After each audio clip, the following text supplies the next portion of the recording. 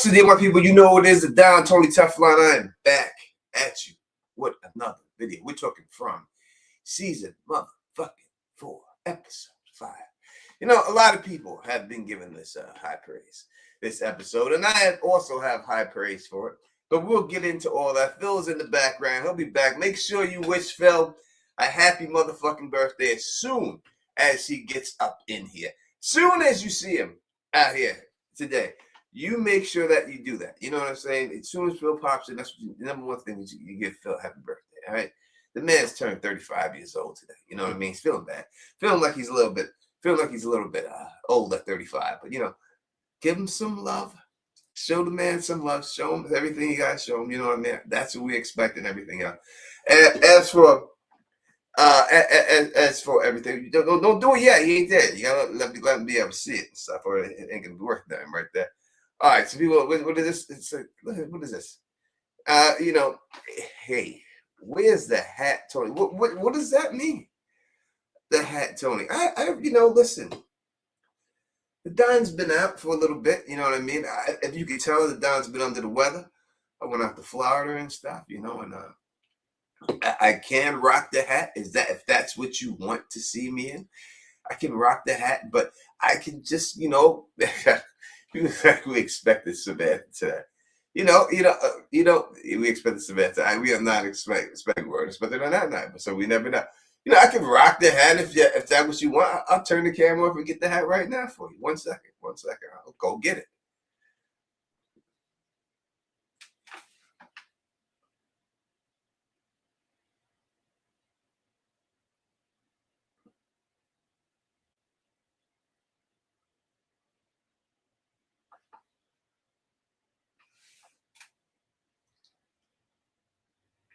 Nah, I'm not going to get nothing. I'm staying just like this. I don't give a goddamn what anybody says. This is me. I'm a Don. Big Sexy. That's what they call me. You know what I mean?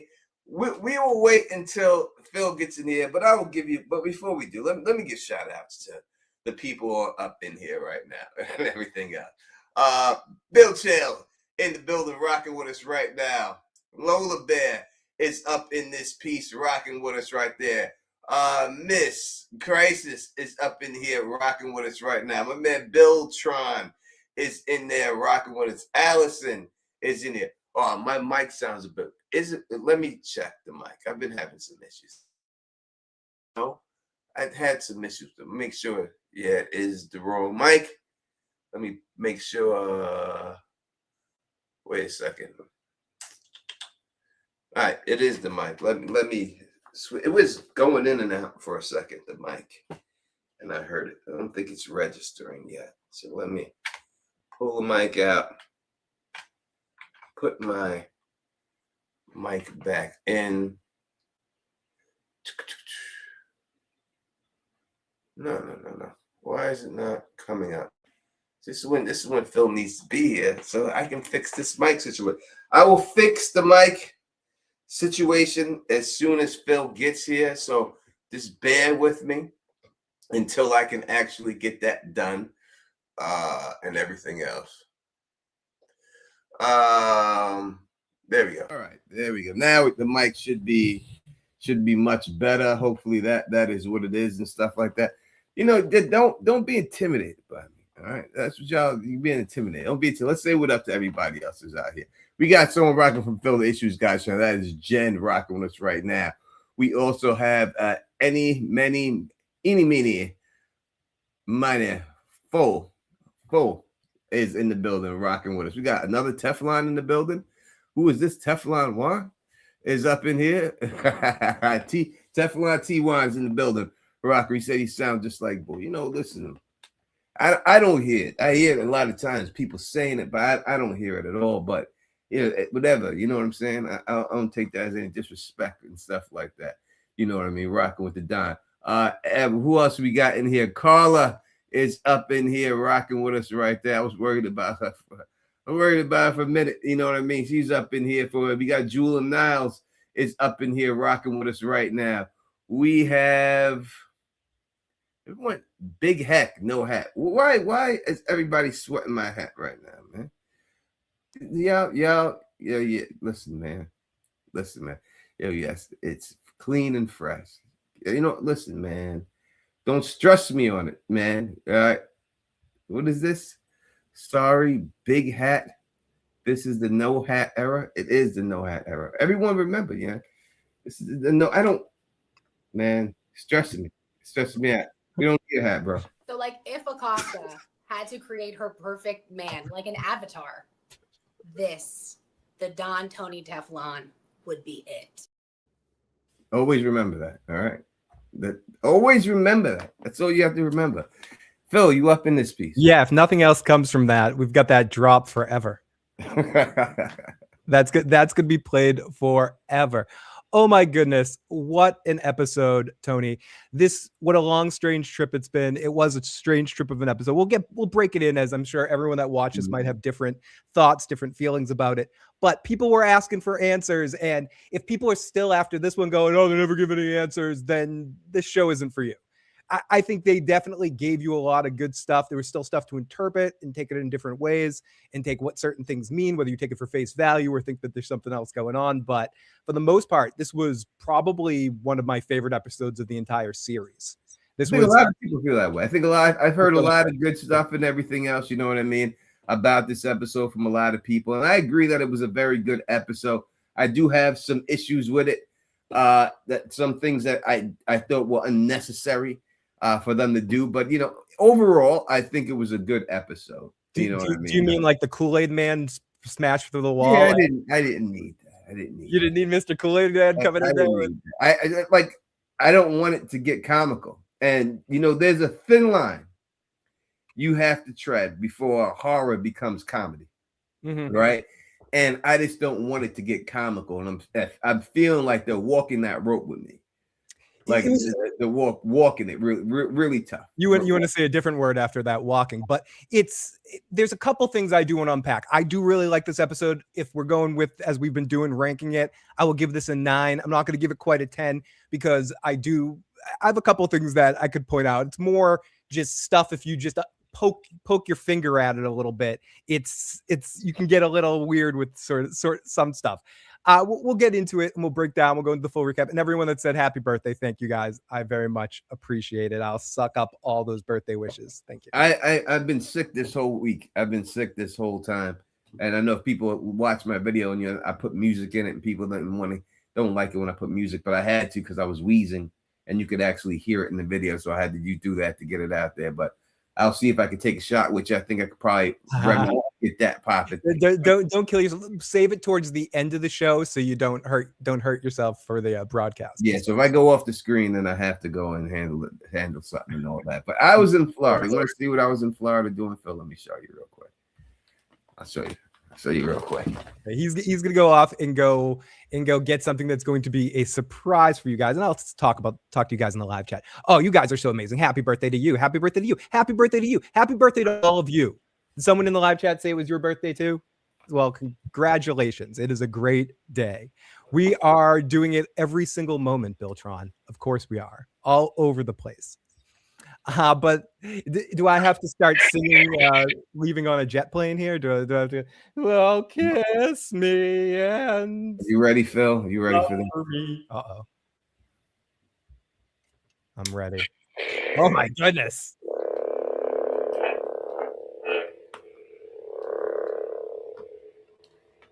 I think you should do the rest of the podcast like that.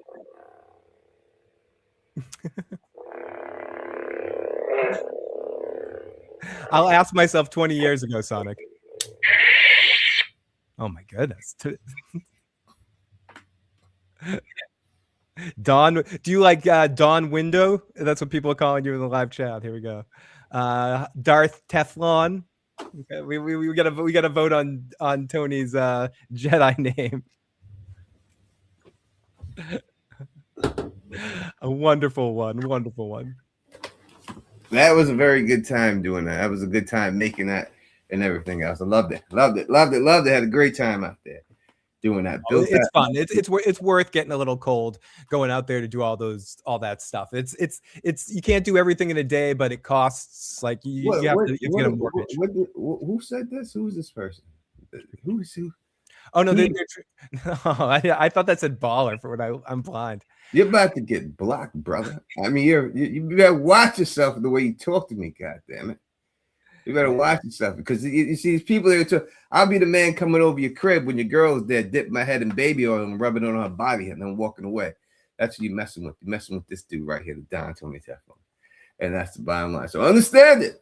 Don't let me do it to you. Don't let me do it to you. Anyway, all right, let's I'm just playing with all you. Say what you want and everything else. All right, let's go through everything and stuff like that. You know what I mean? And all this good stuff. We'll wait on the recap, obviously, and we'll break down the recap. Let's go through some. We'll just go through like one thing I want to ask you right away, Tony, right away, because I'm curious about it, because I think it might become important later. There's so much stuff to talk about and so much to break off in this episode, but one little thing that might not have been talked about because so much other stuff happens, and this is just a curiosity question I have for you, Tony. When Marielle and Christy were with the man in yellow, the yellow was Sophia, and like setting her arm and doing all that sort of stuff, when Christy like surprised her and snapped the arm and like hurt her for a second, was she really hurt in that moment? Can they actually hurt her in that body? Like when Christy surprised her and she's like, "Oh, crack. Oh, that hurt." Did she actually hurt her? Can this thing be hurt? No, that was all game. You think that was? You think that was a game? There's no way she was. There was no way she was hurt in that whole situation. You know what I mean? I can't see it. She threw herself off. She's just a very good actress. And in form, you know, not the actress, but right. No, she's both things. Acting. She's very good acting about being hurt. No, she's very thinking in the moment there, because like she surprised her when she did it, and then she reacted immediately with "Oh fuck!" like that. It actually hurt for a second. It was interesting, and I also thought Donna was going to die in this episode, Tony. Like I was there for it. I was watching. I just don't know how. Like it all led up to her death. Everything that they showed. Might be a Glenn Dumpster thing where he almost dies and then he dies later in the season, where she still dies later in the season. Because there's a lot of death foreplay for Donna, dude. No, it's everything they done said. Oh, Tabitha, if anyone's going to do something stupid and die, it's going to be me. And then Ethan saying this episode, "Oh, I like it when you're around. It's not as scary when you're around." This auto foreshadows Donna's death, and how she survived this one, I don't know. I still don't think she's out of it. Listen, I don't want Donna to die. I want him to get exposed as the mole, so I don't want her to die at all. I want my theory to be right and expose her, but I just don't see how they're doing all this and she makes it out. I just can't see it. It's too much. They're too heavy-handed with it. You know what I mean? No, you know, that's the way it is. I'm with you on that one, and I thought it's a couple of, we're going to get to the Kool-Aid Man, the Cabbage Patch Doll, Scarecrow scene later and talk that and break that down, because there's a couple of things in that scene that kind of get to me, and I'm curious of your take on, like how not that Tabitha remembered how to hurt them, but even Ellis like takes one. So these things can be hurt, unlike the other monsters, because like Ellis came behind one of them and hit one of them and kind of knocked it off, knocked one off too. Ellis was able to fight the thing too. It seems like some of our main characters had a little bit of plot armor in that scene, but it's okay. But do you know what wasn't okay, Tony? The drunk Henry singing "Leaving on a Jet Plane." That was horrifying in all the best ways. Like that dude, man, I feel so bad for that guy. Cat. It's very hard to play a drunk person, right? It's so good. It's one of the hardest things to do. You would think that it's playing someone drunk, playing somebody high. Like I think the best person I ever seen play anyone high is the white dude from Half Baked. I think that dude is the oh wow, fucking what's his name? You know what I'm talking about? Yeah, I've never seen anyone play high better. I think he is high. I don't know if he's playing. Like he's that good. He's that good. Jim Brewer, I believe. Yeah, he's that good, that guy. And obviously, Dudley Moore is the best drunk I ever seen anyone play drunk. This guy does a good job at it. Like he's very convincing in it. It makes you think that he's drunk and stuff. And I understand why he would be. Now it's a little over the top, I would say, with it. I thank you, Fernandez C, for the gifting of the 5 Teflon TV memberships. And thank you, Steph Snow, for the super chat. You know, thank Fernandez C if you got that and everything else. I'm listening, man. You ain't seen your wife. You've been an alcoholic for a very long time. You ain't seen your wife and kids in a long time. You hear that she's gotten eaten. You know, Kelsey Grammer's family member got eaten by a shark, and I never seen him react like that. You know, people that dingo got somebody's baby back in the day, and they ain't react like that. So I just don't know if it's a little bit too much for what happened. The fact that he ain't seen him all that time and everything else. I mean, I don't know if the manner of death. I found it very believable in that moment of like how he was freaking out and breaking down and crying. At least I found it like emotional in that moment. In fairness, I agree with two of your examples. Kelsey Grammer got all fucked up and ended up in rehab, crashed his car, did all sorts of fucked up shit. So he's the one example. He definitely went down a bad rabbit hole in that situation. Eric Clapton wrote a song and made money when his kid fell out a window. But I guess I just, with this guy, I think he's also, I think he was a horrible husband, and he probably pushed her away too. So he's holding on to a lot of resentment. I think she was out because obviously if Victor and them, if she had the whole thing packed up and she was out, I think she was leaving him. You know, so I don't think she was planning on staying. I think she was already out on him. I think that the relationship was over, and that's what it was. And I don't see it any other way. You know, I can just see how it's going to be now. You know what I mean? Because once we have seen that this whole show, since the beginning of the show, all we've ever talked about were these people just getting together and these people just talking together and just saying, you know, communicating. And now we're seeing that if they do communicate, they're going to kill you. So I can see this right now going down. Tabitha going out there, telling them, don't feel bad. I'm your wife reincarnated.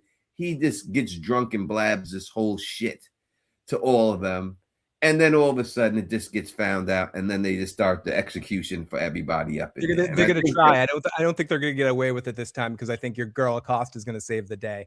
But I do think it was terrible that she wasn't in this episode. She wasn't. I kind of expected to see her towards the end of the episode. In every episode. I don't understand what these people are doing. Who's making I do think every episode. I do think one thing that's very important that came out of that situation, though, and what ultimately it's going to end up with, because I don't think Henry lasts the season, is Victor maturing. You saw in that scene the look on Victor's face for the first time. You could see him kind of taking accountability. He didn't play his bullshit game with Kenny when Kenny later in the episode was like, oh, or asked him what happened. He didn't go, oh no. He told him exactly. I showed Dad a picture of my mom getting eaten, and I shouldn't have showed him that. It was a fucking mistake. And so you show a little character growth in Victor and taking more accountability. He did do a little bit, but he didn't quite go all the way there. He stopped. He put the hands up. He definitely put the hands up. He communicated. He fucking communicated. We got to give Victor credit. He definitely put the hands up. He did communicate, but the hands were going. I seen it. You're right. He was like, no, I'm going to tell you. He was fighting. He was fighting it, but the hands are definitely going up and stuff. But he did it for sure. He definitely did it for sure. I love how talk about this in the recaps. I'll probably repeat myself, but I love when they're at the settlement area and Donna's like barking orders, and Mr. Dead Guy, who I'm not even gonna remember his name because I don't care because he's dead soon, gives Donna like the hot shot cop thing. You might be in charge of Colony House, but you're not in charge of me, Donna. It was just a kind of a funny line. It's like you're so dead, dude. You're like dead. Yeah, it was obvious that guy was gonna go. I mean, I just think that when dealing with that whole scarecrow thing, we'll go through theories and stuff and everything else. It throws me out of what's actually going on. It's so out of left field from everything that we've seen. I understand it, and I see what they're trying to do with it, and we'll get into the theories, and I'll talk about my theories of why they're doing it. But it just threw me out of it a little bit. And if they really do a giant spider, I just don't think it works. I think that was our spiders. I think we finally got our spiders. Spider people, you're happy. We got a big spider thing. That's it for the spiders. The spiders trigger into different thoughts, and there's some communication stuff with the tripping in his mind, but that's cool. That being said, another stupid question, but I'm just curious because I was drinking the fucking Kool-Aid, Tony. Did the tripping hinkiness fool you at the end, like that Jade was sitting inside the whole time? It never fooled me at all. Not one time. I actually thought they were walking around. I gotta admit, I'm fucking an idiot. I totally thought they were walking around. I never thought it at all. I knew they were sitting there. I knew it was on his head the whole time. I knew it. And I'll tell you exactly how I knew. As soon as he drank the blood, when he was talking to Boyd, the blood was still on the shirt in his hands. So if that's in his head, Boyd should have never been able to see the blood on his shirt in his hands the whole time. It would have been a very inconsistent thing. It would have been a bad shooting. So once I seen that, then I knew. I was like, all right, this Boyd's in his head too. This is all. Yeah, no, I kept looking at Boyd's what the white in his beard. I was like, is it different in this one than the dream? But no, it totally fooled me. I'll admit I was drinking the Kool-Aid.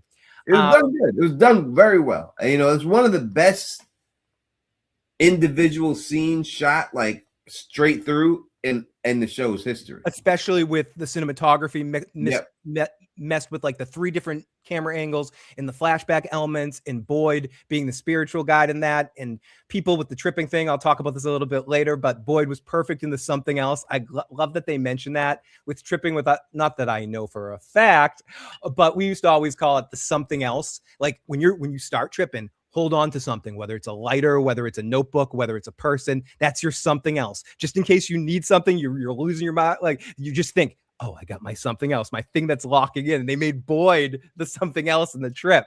And I like that. I thought it was a very believable. Some of his language was not saying I have firsthand account knowledge of mushrooms, but I thought this was very genuine. That's what I'll say. They did a really good job. It was genuine. It looked believable. The camera effects were good. I would say I equate this scene to the Last of Us car scene when in the beginning when they duplicated that and what's the last enough?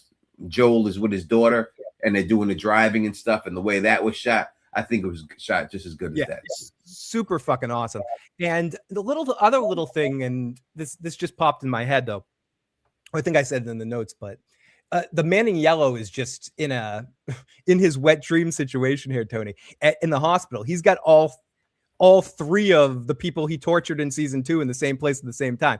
She's sitting there watching Randall and Julie argue, and we'll get into them in a bit. And then he goes in the other room and watches Mary Al doing it. You can just see the smile that this Sophia, this character and this actress is having so much fun performing this evil stuff. And I thought this was sneaky, a really amazing episode for Sophia, Tony. I could give her the actor of the show again. Does she get your MVP today? Because she's close for me. Like those smiles. Just from the little bit we've seen of it, she's. I mean, no matter what she's in, whatever they give it, and that's the best part. Like all actors will tell you, there's no small roles, right? And acting and stuff, and it doesn't matter what they give her, how long they give it to her, how much on screen time. Every second counts with her. And you could see this 100%, you know what I mean? And all that while she's out there. Saggy Star, thank you, asking me if I feel better. I am feeling somewhat better. I'm on antibiotics right now, and it's they seem to be working, but I still am congested and all that good stuff. But I'm feeling better. I feel bad because I usually do like 16,000 steps a day, and I haven't been able to get them in for the last couple of days. So hopefully I feel better enough. You always feel better enough just in time to go back to work. You're right. It's usually what I'm sure you'll feel better tomorrow morning at 6 a.m. when you're ready to go back. And stuff. So lots of spiders, as we said tonight. I'm sure people are happy they finally got spiders. They're creepier. I think, and we've talked about this a lot, and you mentioned it, and I'll agree with you 1,000% on this. Little creepy spiders. Little spiders are way creepier than big ones on television and movies. Like the fact that like the little creepy spiders, not the one in the when he was drinking them, that was pretty freaky. The ones on the window, dude, that got me, like, because he just looks at it and it's like, oh, it's like creepy shit. Oh, thank you. Somebody just gave me a Venmo birthday present. Thank you so much. That is very much appreciated, Kara. Thank you. All right, so let's go through some of the super chats. Fatima says, good to see you guys. Excited for the episode recap. Thank you so much. Let me go through the star stuff and go down because I'm sure I missed some right here. Let's go. Seth Snow gave one to Phil, said happy birthday. I wish the Cabbage Patch dolls were scarier. The poor red coat death on his forehead, but I don't know. It's getting confusing to me. We'll get to that. I'll explain it on to you. Did you really call him a red coat? That'd be amazing. What they're trying to do there. We got another super chat here from Anthony Bolden. Great name. He says, I'm curious about its words for Tabitha. How I think words for Tabitha will get to that. I think that the death for her. Right. She gets eaten. what they do to her is worse than what just happens to Boyd. I mean, what happens to Jay? I think she can get burnt. There's different ways that she can go, and I think that's what it comes right. down She can be eaten and stuff like that. And I'm sure you saw this in some of the comments of your video. And I only know this because of where I'm from, Tony. The stone thing. I don't know if maybe they stoned him, like in the Salem witch trials. They definitely killed people with boulders with past jade.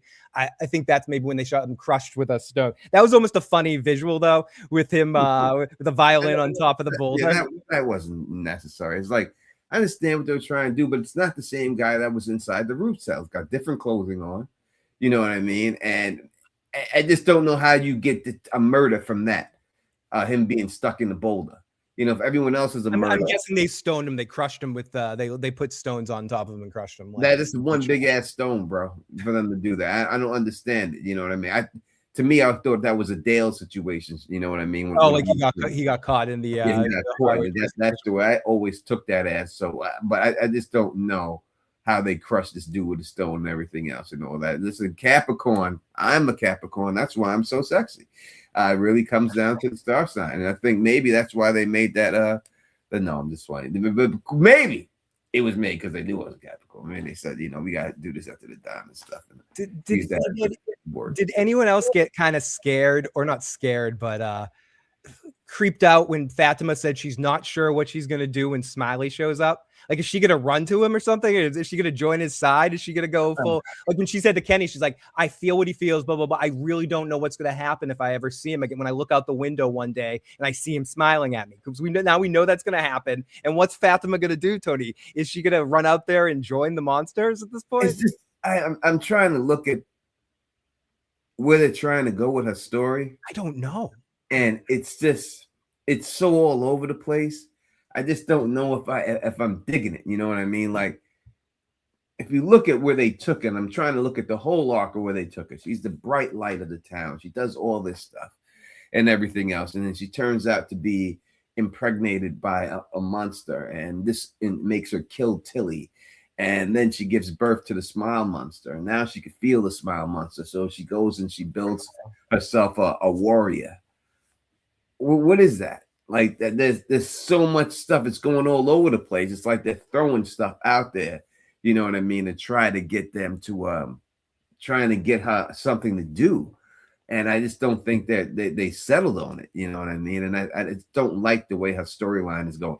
I think a better storyline for her, me personally, would have been that she just turns to a monster, that she's the kimono lady or something like that, I think they should have just went and ran with something like that, I think. And then maybe they got to bring her back. And then I would have rather seen her outside with all the monsters haunting Ellis and her smiling at them. I think that would have been a better way to go about it. Yeah, I don't know where they're going with it. It was her and Kenny had a weird dynamic in tonight's episode. I can't quite describe. We'll get into it a little bit more at the recap. And thank you so much again for that donation, Saggy. I appreciate that so much. And Fernandez T gave us a super chat. He says, cheers, Phil. Mine was May 15th. Well, happy birthday to you too. All right, we got 300 people in the building. We need to get the likes up. 70 likes, 300 people in the building. Let's get it up to 250 likes, and I will donate some stuff for y'all and everything else. It is Phil's birthday. God damn it! Can you get 250 likes for Phil's birthday here? I mean, come on. What are you guys thinking here? We got to be able to do something going on here. On both the fence. Okay, Jade saw all the past versions of himself. Do you think Tabitha doesn't? She just has seen her she's seen two versions. She's seen two versions of herself, and she's like the little version of herself. And it's interesting that Henry, just to go back to Henry for a second, Henry's singing about, kiss me, I'm done, kiss me. He's talking about his wife. He's talking about Victor. Victor, remember when you sang that note and did this? Do you know what he's conveniently not talking about, Tony? It's Eloise. Do we just forget she exists? Did he kill her? They're like, well, what the hell happened? He doesn't bring up his daughter at all. It's like there's no. You would think that you would be more, heartbroken that your daughter's gone. Yeah, what's happened to the daughter? He hasn't mentioned her in like a season and a half. It feels like he's been. I've never seen him bring her name up one time or anything, crying for her or anything like that. Eloise is no doubt Sarah. I'm telling you, this is what it's going to be. It's going to be Sarah when it's all said and done.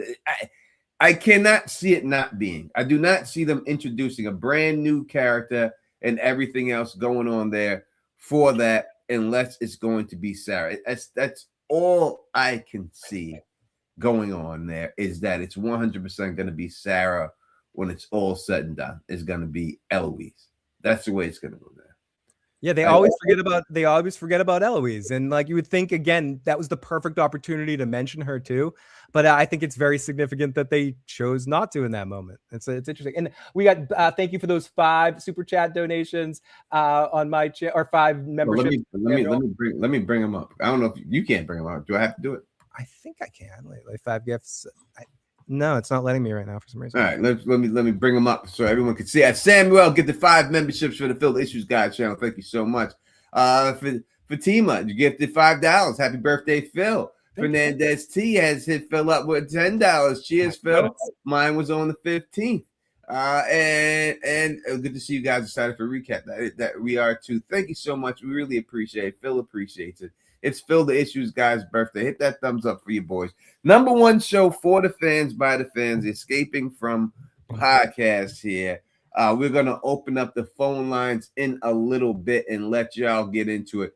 We'll talk a little theories and stuff like that. It is 9 o'clock now, so we are officially able to talk about the show and all that good stuff and do all the recap and everything else. You know what I mean? We'll get into that in a moment or something like that. You know, should we get right into this? Are there any other sort of headlines of this? Sophia, we talked a little bit about her. I mean, Julie and Randall was nothing. It was nothing going on with them this week. I understand where Randall's trying to come from, saying that all of a sudden he's concerned about her just going through a seizure and not stopping. But her, no one believing her that she's actually able to do this. I would question it too, but I don't think Randall should question it. For everything that he's been through, he should believe everything. Yep. No one, he's over here seeing these bugs and everything else flying all around him and stuff. No one's questioning that. So who are you to question these things? You know what I mean? And stuff. So when you have creatures that come out at nighttime and do these things to you, I think everything is on the table. I don't think anyone should ever question anything that anybody's doing. I think that everybody here should just, if someone tells you, yeah, this is what's going on, there's a 5-headed dog that's coming out my yard, I believe you. After the shit I've seen up in this piece, why wouldn't I believe you? I mean, so I just don't get how he could say it's not happening and stuff. I can understand him being, for health reasons and everything else and all that good stuff. You know what I mean? I can understand that 100%. Why you would not want it. But to say you're not believing it, that this is not actually happening, is something that I don't understand how he could do it. She said to him before that she's seen him and Marielle and them hanging on the wall. She's seen it physically. He was hanging on the wall. How would she know that she could see it? Because most likely he didn't see the other 2 next to him because their eyes were all fucked up. But she said to him that she's seen him there. So that should be proof enough that she's able to do it. So I just don't get why all of a sudden this dude would all of a sudden not want to believe her and stuff. So I don't buy that. I don't like that part about it. I understand. I want to see story walking stuff every episode. I understand we can't do that every episode. We got to save some stuff. You know what I mean? And all that good stuff. You know what I'm saying? But I wish that we would have been able to see a little bit more with them. But once again, Sophia just blew it up. Wow. Just the looks there. Just the facial expressions and everything else. She's just amazing with everything that she does. Christy is being reduced to NPC, I think, and I don't like it. They got to give her something more to do. I mean, they really do. They got to give her something going on here. I think I like the actress. I think she's very good at what she does. She's a very beautiful young lady. I think she needs more to do. I think they need to step it up. I mean, just getting her foot caught in the bear trap and sewing Elgin's eyes shut and I think she needs something of her own. You know what I mean? Like she doesn't have anything of her own. And I think she needs something. Like maybe that they're going to do something with Marielle and that's it because we see the Marielle and the fake prophet thing that they're trying to pass off with her. And I know a lot of people want to believe that this show has something to do with God. And it has nothing to do with God at all. You know what I mean? It doesn't. They're trying to gaslight you. And this is how you do it. All right. I'm going to explain to you how you do it. When you come into a new place, right? And you're in here and you see these people in this place. And the one thing they try to do, the one thing they do to you is they bring in someone of God. Right? If you meet anybody on the street and they tell you that this is a man of God, you see a priest walking around with his little collar on and everything else, right off the bat, he's trustworthy, right? Just because he's a man of God, you believe him. You think he's harmless, right? That just from that. When someone says, "Oh, this person is very religious," you believe him. Like, so you meet somebody in the street and go, "You want to talk to this person? They're very religious." You think that they're wholesome. You think that they're honorable. You think that that's what it is. That's why she's using all these Bible scriptures and everything else. Gaslight these people. I don't believe any of this stuff. And now she's gaslighting Marielle, saying, "Oh, maybe God's talking to you, and maybe that's it." And now what's she going to do? We could set this up. It's pretty easy. She's going to go into Marielle's head and say, "Marielle, this is God." And blah, blah, blah. And Marielle's going to believe this shit. She's going to fall. I see this shit coming a mile away. She's going to fall for this shit. And she's going to think that she's some type of messenger.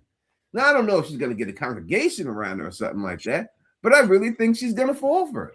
And this chick is going to go there and sell it to her, and that's going to be it. Now, maybe Chrissy could talk it down. You know what I mean? And everything else. But I think that that's the way that they want to go with it. And I think that's the way it's going to be. You know what I mean? So we shall see. I mean, I think it might end up being understated a little bit, but I definitely think she's going to fuck with her. And I definitely like the way that they've used it. And it's definitely used a lot of times as a means to go through there. But I do think it's important that she did call her a prophet, and she's probably going to date back to that. But I don't know. I also think Marielle isn't long for this world. She's dead soon. And I agree with you about Chrissy. It would be I've connected all the dates in the lighthouse to tragedies that have happened in the United States. And I do believe that that's what's going on. And, another tragedy that's connected to the date, the 1978 date, is the Jonestown massacre, where a false prophet convinced all these people in there to take their own life, right, by drinking the punch. And I think that's what they're going for on this one, this false prophet that she's going to go in there and start talking this bullshit. And it's pretty easy. I think that's the way it's going to go with it and everything else. So I think that is how that rolls. And I will say this about this whole thing. I think it's concrete proof in my eyes, now that we know how this town is operating with dreams. We have already seen with Sarah's brother that Sarah said that he was afraid of the circadian monsters. All right. And then as soon as he died, they all came out. All right. So, and now we see that the story that Tabitha had the dolls, and this guy who could have been another version of Jay, who knows, he takes the dolls, he throws them in the water. And it's not until that person dies that all of a sudden these dolls come back to life. So it's obvious that whoever's running this thing is taking people's biggest fears and putting them in this place just to fuck with the other people who were there. And it seems like that's the way that they're going with anything in here. So if you look at anybody's type of fears, that's what it is. Now, I know I said that the monster creatures were most likely based on people's fears, and I do believe that. And I know people say, "Oh, the milkman, who's afraid of milk?" Listen, that people are afraid of everything in this goddamn world. There's nothing that people aren't afraid of. People are afraid of sticks, grass, puddles. If the milkman came over and fucked your wife while you were gone and caused you a divorce, you'd be afraid of that motherfucker. My daddy's the milkman. Wait. Right? You'd be afraid of him. It would be a scary situation for you to see a milkman. They put the goddamn Stay Puft Marshmallow Man in Ghostbusters, right? That motherfucker was scary. He's a damn marshmallow man. When someone asks you if you're a god, you say yes. That's the way it is. So I believe that when it's going down, this entity, who is a scientist in the end, I don't believe that there's these things or whatever. Now, some scientist or whatever who's creating all this stuff and is able to manifest this stuff in this world somehow, is taking whatever people's fears and putting it on them. And I think that's the way everything is going down here and everything that we see. So if you go back from episode 1, and I give you something to do, all you got to do is go back in episode 1. And if anyone says that they're afraid of something, I guarantee that we're gonna see that in this show before it's all said and done. That's all you have to do is see that they're afraid of it, and that's what it is. So I didn't see a Jim say he's afraid of anything, but if it's someone says they're afraid of it and then they die, that thing will be manifested in this whole place. And I think that's what they're just trying to show us here. And I can't see it being anything else but that. You know what I mean? I just can't see it. What's Ethan's fear? Did he say he's got to die in order for it? So he's not gonna go. But I wonder what Kenny's dad's fear was. Jim's fear was a comb. No, I'm kidding. Yeah, well, Tony, we got a quick email that says, I love your show and your podcast. Just an observation. Do you think there's any meaning to the cats on Jade's t-shirt? Maybe a play on the phrase cats have 9 lives. Is the wardrobe team being cheeky with us? That would be the only way. It would be that all the 9 lives of the cats would be the lives of this man. I do think they have been being cheeky from the start. And Sarah, that's a good call, Sarah. And Sarah also asks, I think it's interesting that when Henry was showing Tabitha the bottle tree in his backyard, he mentioned him and Miranda taking acid. Now Jade is taking mushrooms. The psycho. Yes, absolutely. And there is differences between acid and mushrooms, but for television purposes, we'll just say the same thing. They're tripping. They're both tripping. Yeah, they're both tripping. And that's how you tap into the parallel universe. It's been done many a times. And I still believe that's what we're going with. I've been there. I've been in parallel universes, Tony, for sure. Parallel. All right, let's go through. We got some more super chats for you, Phil, and everyone else. Let's go through them real quick. And we'll get into the recap. We got Big EF. He says, this live stream brought to you by the Jade Shroom Coffee. Get the trip of your lifetime with Jade Shroom Coffee. Promo code Teflon Issues for 10% off. Never microdosing. Always tripping balls. 100%. Thank you so much, Big E. We got Red Lipstick Club, so happy birthday to Phil. Oh, thank you, Miss Anna. Very much appreciated. We got Fatima says, agree. Sophia touching the priest. She took his knowledge and is using it against him. She touched Marielle so she could see what she sees and use it. 100% there. I agree with that. 100%. You are on the money. Again, this is from Produced by a Scarecrow. Thoughts on Julie actually having to bring the book into story walking and physically put the bookmark into a specific page. I don't know if it's going to be that. It's a little difficult. I just think it's going to be Victor's drawings in the end. That's what I think it's going to be. And Samuel gifted 5 memberships. Thank you, Samuel, and thank you to all of our. I think it can't be too confusing, and that's what I was thinking. When you do it, it can't be to the point where it's just too many steps. It's got to be one step here, one step there. Because when we see, if it was some bookmark shit, then we would have already seen it when she killed Jim. We would have seen it fall out of a pocket or fall down. When the first time we seen the story working or something, they would have did something with it. But yeah, maybe it's just something that's important to you, or something like the ring or the bracelet, or like it has to be something with more emotional significance rather than just a piece of random paper. It's going to be something simple, but it's going to be something that.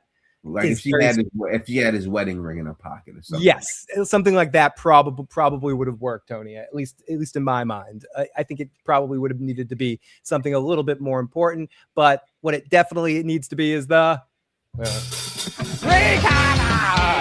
I'm not going to jump around like an idiot because there's 3 dogs here, and if I do it, it's going to go crazy. There was fireworks a second ago, and it was mass hysteria. So you don't want me to jump around like a freaking moron here. Okay, maybe a little bit, but maybe later, maybe in the after show.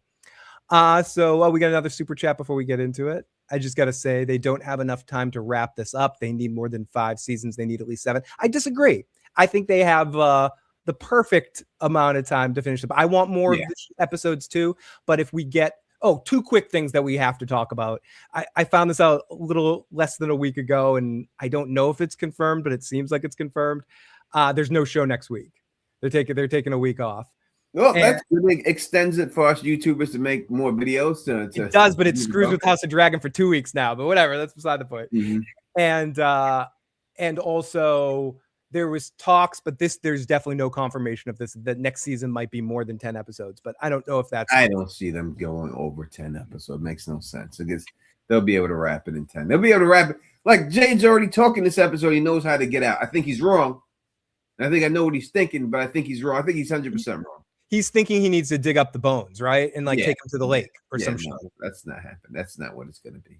Like, It's but gonna- that seems like, and I'm going to be saying that within the recap, not because I believe it, because I believe Jade believes it. I believe what he's thinking is because the kid talked to him when he was in the grave. He needs to find the graves of the kids, and then he's going to connect that with Ethan in the Lake of Tears, and they have to find the Lake of Tears and put the bones in the Lake of Tears and re-heal them and do all that sort of shit. I think that's what he thinks is going to happen, and it's going to be similar to season 1 at the end when Jim thinks he's going to get something on the radio, but it ends up not working out and ends up making things worse in somehow or some shit. Because in the end, it's not going to be about the kids. It's not going to be about none of that. It's just going to be about whatever this entity, if you want to say the man in yellow. And I hear people hit my comment section talking about, oh, the man in yellow's got to be, what are you talking about? It has to be magical, Tony Teflon. There's got to be something to do. You see him shape shifting. I mean, I understand, and I understand people's comments, and I try to be respectful as much as I possibly can. But I can mention so many things of aliens, of shapeshifters. I mean, I'll just say one real quick. You can do one really quick. Right there on that thing behind me. Odo from Deep Space Nine. He's a shapeshifter. He's a founder. Right there, he's Odo. Okay, I'm sorry. You can continue. I'll say The Thing. I mean, The Thing was a shapeshifter. If anyone ever seen that, Horror is a horror movie, right? The Thing's a horror movie, but it's a sci-fi horror movie. And it's probably one of the greatest horror movies ever made. But The Thing itself was an alien from outer space that was able to turn into anyone that it touched and went inside their body. I mean, I can go through other things for you to prove this, but it just doesn't make any sense. So everyone's going to believe what they want to believe, and we'll see in the end. You know what I mean? But I'm pretty confident in the end that this is what it's going to be. We're dealing with alien. We're dealing with some aliens. And I'm with you on this one, Lee. Lee, be disrespectful. Go for it, Tony. Fuck them. I try not to be. I try to be extra disrespectful. So settlement opening. We open up at the settlement where we left off. There are those body things. The dude says, these things came up from Nightmare Lake. Listen, Donna, you may be in charge of Colony House, but everyone's opinion matters here, Donna. And everyone's like, okay, dude, whatever, you're dead soon. She should have hit him just like she hit the other. She should have punched him right in his face. She wanted to. The look on her face, dude. Anyway. Anyway, Donna wants to bring it in, and they can't run home in time, and we got to sleep here, so we got to figure out what it is. Red shirt number 2, I forget, Patty, I think is her name, agrees, and Ellis is very quiet, but he agrees too. Then they pull it in, and I don't know if people that have had cats, but this thing at first glance looked like what my cat coughs up on after being outside in the grass too long. It looked like a giant, like a grass hairball of some sort, but Donna says, get it on land. And then we flash over to Ethan and Tabitha. And I think this scene might end up being more relevant than it seems later, Tony. Maybe I'm an idiot here. He said he's burying the bird. And he says, sorry, I couldn't save it. Are we going to be okay? And she hopes we're going to be okay. And he said, this connects, I think, to what you were saying. And I don't know if you're going to use this as evidence, but Ethan says, I was hoping that the Lake of Tears would heal this bird. It didn't do it. And I don't know. I just think maybe that's a foreshadow for what Jade thinks he can do and not working in the end. Because Ethan was sort of saying, I thought this was all going to work out with this bird. This bird was going to come alive, but ultimately my plans didn't work and I'm burying this bird. I think that's foreshadowing for a plan not working out. I don't know. Maybe I'm seeing. I think you're right. And I just think that for some reason, it seems like the healing factor of this town has slowed down. Before, people were healing. Ellis got stabbed. He was up and he was running. He was good in a little bit. Now people getting injured and they're being injured for a long time. Chrissy's foot's been like this for a pretty long time. Usually that foot would have been better by now. You know what I mean? The way they were doing. I mean, if Ellis can get stabbed and everything else and be up in a couple of episodes, Chrissy's foot's been like this for a very long time. She's been messed up. So I don't know what's going on with the healing factor in this place right now, but it seems like the healing factor is not doing what it used to do. Yeah, no, I'm with you on that one. And Jewel of the Nile says that the bird, something else is happening with that bird. I just felt like that scene was more than, because it was a throwaway scene, but I think there's some relevancy to that in the way Ethan was focused on it and looking at. I think that that bird with Tabitha scene is randomly going to be important. Yeah, and they wanted to show, they had to let you know that this is not the Lake of Tears. They had to let you know that this was not that thing. It's not this place. You think right? Ethan thinks it is, though? I think he thought it was, but now I think he doesn't think. He's still searching for it because it's not. You know, most likely it could be an underground lake. It's most likely going to be something like that underground. It's going to be something we've seen the hand come and try to grab Boyd and pull him under the ground when he was asking for help. It means whatever he's searching for is going to be under the ground. That is going to be the key to the whole situation. So it could be an underground lake or something like that when it's all said and done. Yeah, it's going to be some messed up stuff. And then suddenly we get into the Jade's trip kicks in, baby. It kicks in. He starts seeing spiders and bugs and everything like that. And he sees a literal sign with an arrow. The motel sign switches, and he says it'll be a little bit. I thought it was going to be a little less direct. He starts freaking out at all the bugs until Boyd kind of snaps him out of it. Boyd wants to take him to the doctor. And Boyd, you're smarter than that. What's a doctor going to do with mushrooms or acid? They're just going to tell you to sit there and wait for it to wear off. They're like, they're not flushing you or shit. That's what's so scary about it. No, you're not getting your stomach pumped. It's You're not, no, dude, that shit doesn't work. It's nothing like that. You're just going to have to sit there and bear with it until it's all said. Yeah, you have to wait that shit out, dude. That's what's so scary about that. And we'll get to the super chats. Keep them coming in. We appreciate them. We'll get to all of them. I promise you. As soon as we're done with the recap, we'll read them all. And we'll pause at some point in the recap, but we'll just kick a little bit of this off. So he freaks out, and he needs Boyd to be his guide, and he needs him as something else. They talked about something else. And funny moment with the safe word thing. They picked the word Capricorn. I don't know. Is there being a Capricorn yourself? Yeah, I guess that's a being word. born on the same day of Elvis Presley too. So I'm a special Capricorn. Oh, Yeah. interesting. You like those peanut butter and what was the sandwiches you like? Peanut butter. Yeah. And banana. No, I didn't like that shit. No, he's a little crazy. He's a little country for that. You know what I mean? Yeah, little decadent. Don's not country like that. I don't eat nothing like that. I eat beef patties, man. Jamaican beef patties. Yeah, that's more of a Don Tony Teflon thing. I just think that anyone who's tripped knows that you have to have somebody to trip with. You can't ever trip alone. Tripping alone is devastating. If people have never tripped before, what tripping will do to you, it will heighten any emotion that you have 10,000%.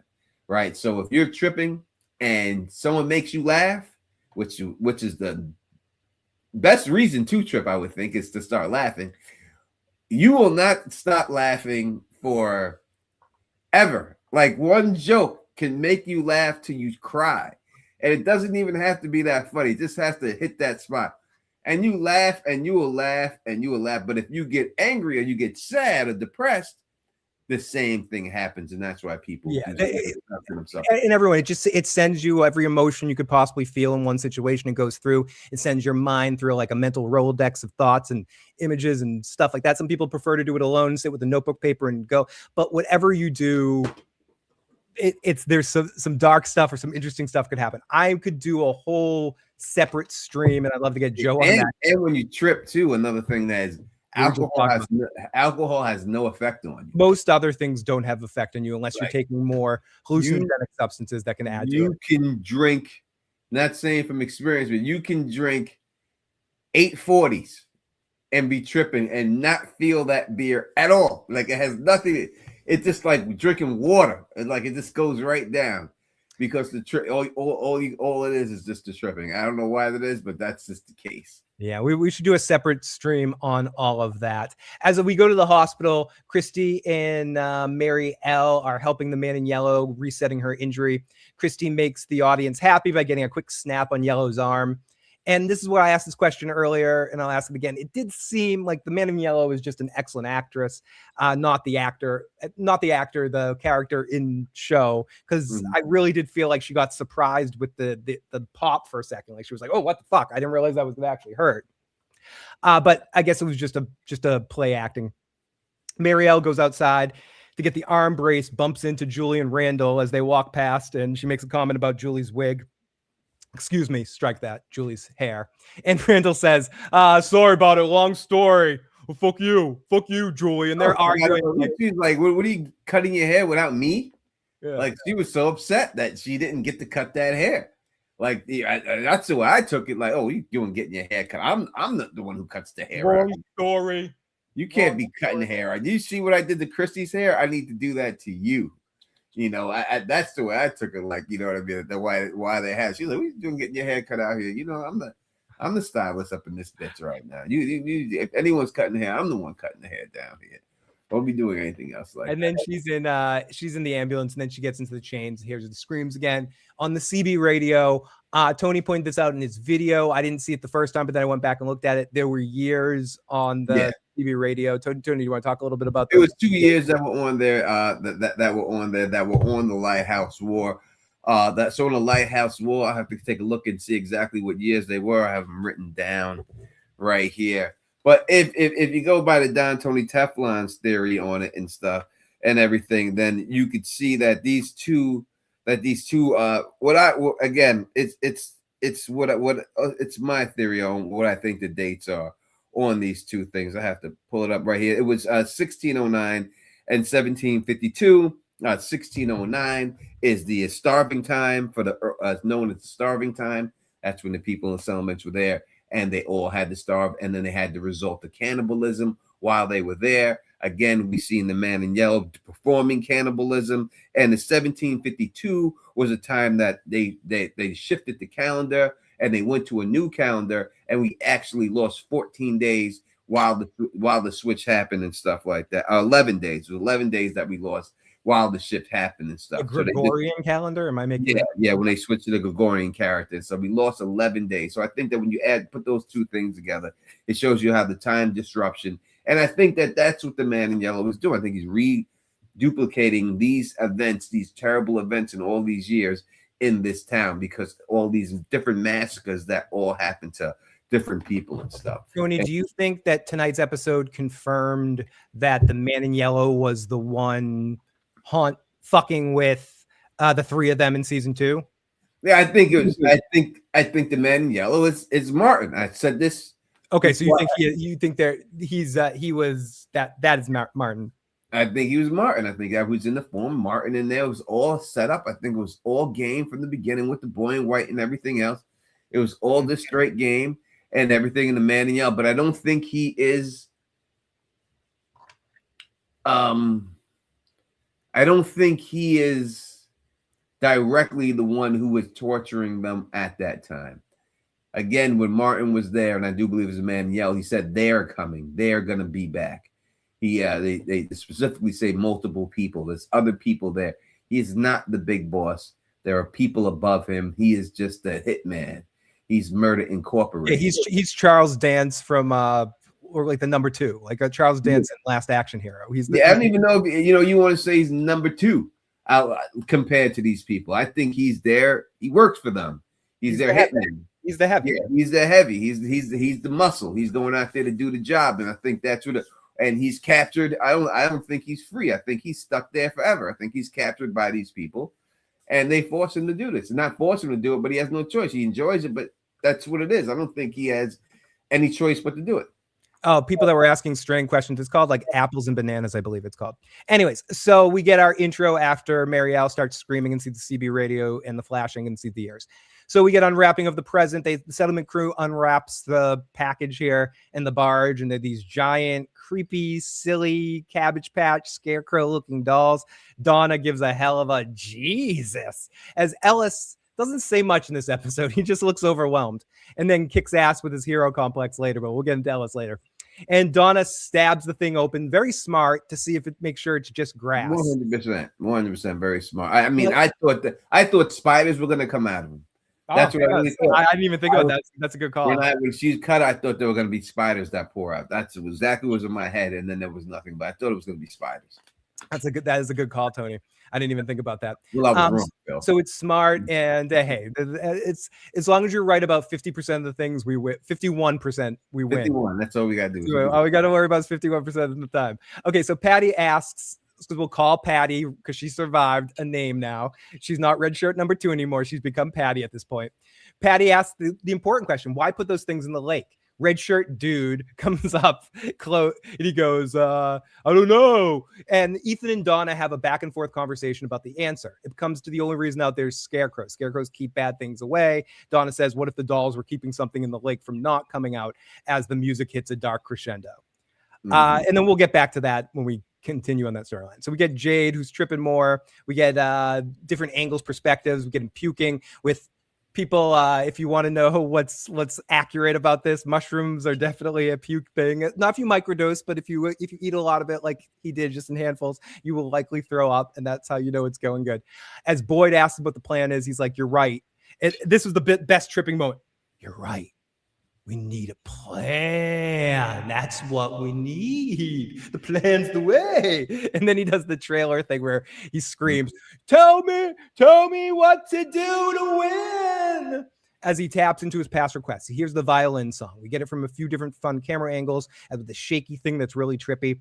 And Boyd's a spirit guide. And okay, I mean, there's not much to say here. We get the grandmother story. Do you think there's anything relevant, or they're just kind of setting the scene into the grandmother I story? think they're setting the scene with the little boy Blue. Me too. I don't think there's anything relevant outside with the grandmother or anything that has anything to do with it. Just setting the scene with him. Yeah. Okay. So yada yada yada. He sees the dude with the skulls and Akui. Jade tells him to shut up. Jade doesn't like this guy. He's like, shut the fuck up, you asshole. And Boyd says, gonna need an update. And this must have been so much fun for Harold to play, because he didn't have to play Boyd. Like he played Jade's subconscious as Boyd. So it was kind of a different, if you watch it closely, and I watched the episode twice, once for notes, once just to watch, and you can definitely see he's playing Boyd different. He's very good. It's subtle, but he's playing him a little different, a little bit more Serbic, a little bit more fuck you, like Jade. And the facial animations he makes are you could see it's not what Boyd would make. On a normal basis and stuff. So yeah, Harold's such a good actor, dude. It's a good call on that. He's definitely with the facial expressions as well. So Jade tells him to shut up. It's just a fun line read. Boyd tells Jade to drink the fake blood because it's not real anyway. You can drink the fake blood. It's not real anyway. Go ahead. And the little boy's like, don't do it. It turns into like an angel devil situation. The kid's like, okay, Tony, you're in that situation. If Ghost Boyd's telling you not to drink it, but a little you is telling you to drink it, and little you is telling you not to drink it. Are you listening to little you? I'm listening to only thing I thought about when I seen them is little boy Blue needed the money. That's all I kept thinking about when I seen that. That's it. But listen, go for it. If you're gonna go all the way. You can't stop halfway. You got to go through it. And he did it. More spiders on the bottom of the cup. It's very relevant why he had to be. He had a skull that was there. Skull represents all the thoughts of all the people, holds the brains of everybody else in there. I think the blood in there represents that this blood is all on Jade's hands. That this is his fault, and him and Tabitha's fault in the end. All this blood, he had to drink the blood. He threw the blood up. It's all on him. In the end, that's the big revelation that's going to come out. But they're the reason behind this whole situation. Ian deserves points. His spidey sense was definitely tingling. Dun dun. Oh, I love it. That's good. I'm sorry. I wish I had my sound effect cue board. Did we not have that? I just didn't get to it quick enough. So I'll put it in post. Okay, Fatima making her golem. This is a weird scene with Kenny and her. I felt like they were almost setting up that Ellis might die and setting up a dynamic between Kenny and Fatima here, but no, I'm kidding. Kenny comes in and he's appreciating her shape. I mean, the shape of her golem thingy that she's created. He's like, why are you here? Why the fuck are you even here, Kenny? And he says, I'm sorry for not listening. I got scared and I should have backed you up. We're stronger when we're together. And she's like, okay, I don't give a fuck. Get out of here, Kenny. And she keeps working. And he's like, but one more thing. When you're like connected to Smiley, how do you feel? And she's like, what do you fucking think, you idiot? I feel fucking terrified. And he's like, oh, exactly. You're fucking terrified. And she says, I know I'll see him again. Yeah, they keep laughing at Kenny. Oh my! Jesus, Kenny. Now I know what it's like to be stuck in like 2.5 Men or something. Okay, so right out the window. So she says the thing about one day I know I'm gonna look out my window and see that motherfucker smiling at me or something. And I honestly don't know what I'm gonna do.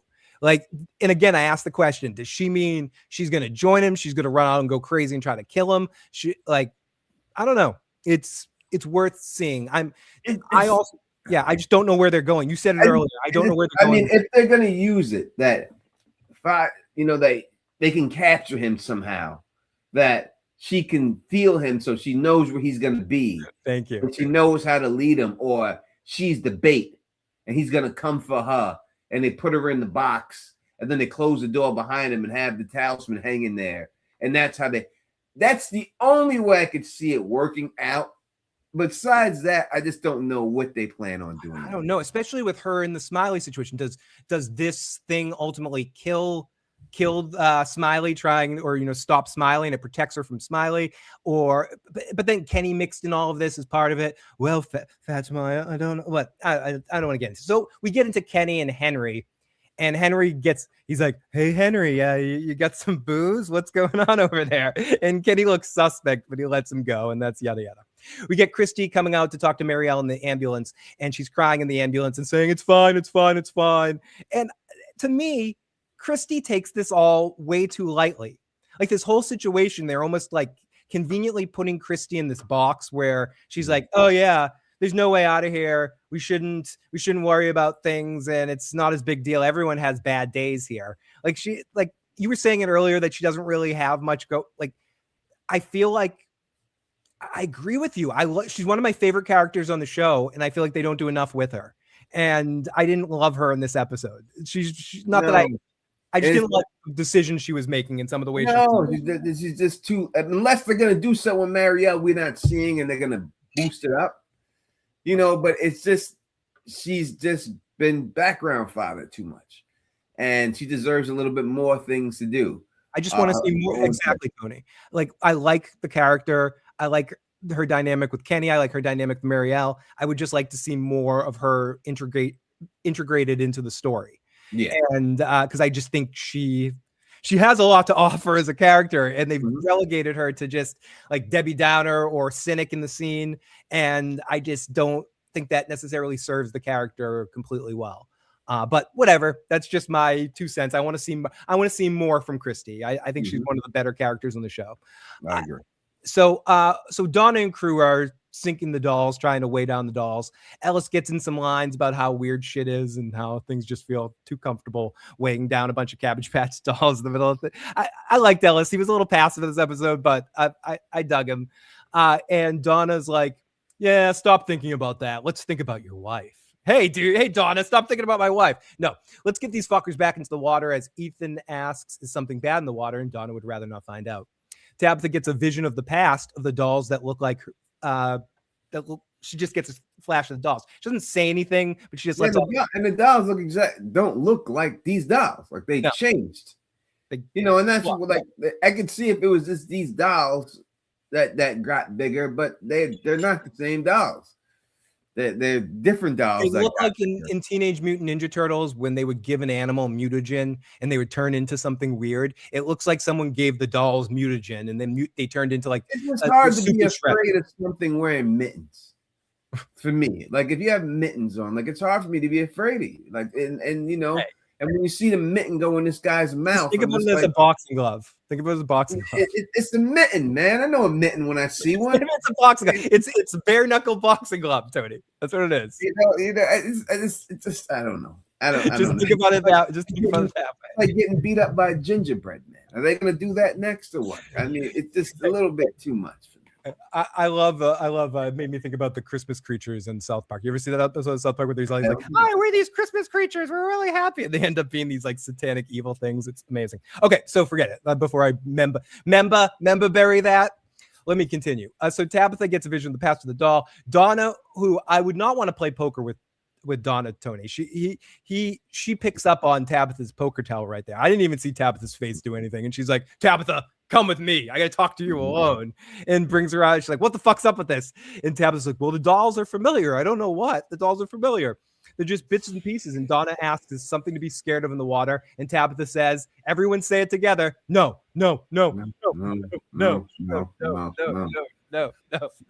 Favorite line. We all know the writers must be like, we need something for Tabitha to say. No, there you go. Put that no in there. I think it's probably just as Tabitha's signature line, Tabitha's catchphrase. Yeah, it's like going when I do that. Like Yeah, that's exactly. that's her thing that she does. Or back in the day, you used to go like that was the whole thing back then. They put that in there. Or James Brown used to be ha! You know what I mean? When he needed the word, he threw it in. That's her thing. It's just no. So they bring the dolls back in the water, and this isn't going to be good as they pan out. They do this like kind of cool drone pan out shot, or I'm not sure if it was a drone or a crane shot, but it looked really cool. So Jade is tripping more as he asks his kid, I'm going to see things I don't want to see. Or the kid says, you're going to see things you don't want to see, as Jade loses track of Boyd for a second, but he's back and he says, dude, don't leave me. As Jade says, I'm all good. And Boyd says, we can stop at right now as we hear more music. Jade follows the music as we see a bunch of people with violins all playing the song. Even we see a boulder dude. We see her being crushed by a rock. We see the guy with the skull. We see Civil War guy. And Christopher is there. Christopher. And we find out how Christopher died. He got his throat slit. Right. So that's how he died. We never knew how Christopher died. All we ever heard was that Miranda said, avoid Christopher. Christopher was good. And again, I have to look at this whole situation right now, and I have to say that this is some type of that Victor's memory is faulty once again. He's saying that Miranda told him that something's going crazy, Christopher's gone crazy, and it's obvious that Christopher didn't go crazy. The town's the one who went crazy and killed him.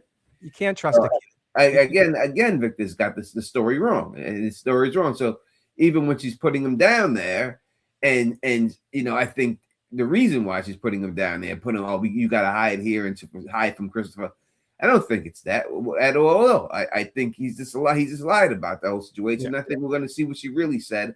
Eventually, it'll come down to what she really says. But I think that's another lie that Victor put out there. If you're listening to the podcast, or if you're on YouTube and you're listening to this, make sure you check out Tony's review. He gets into that even more in that. And that was one of those aha moments with me watching his video about the Christopher situation.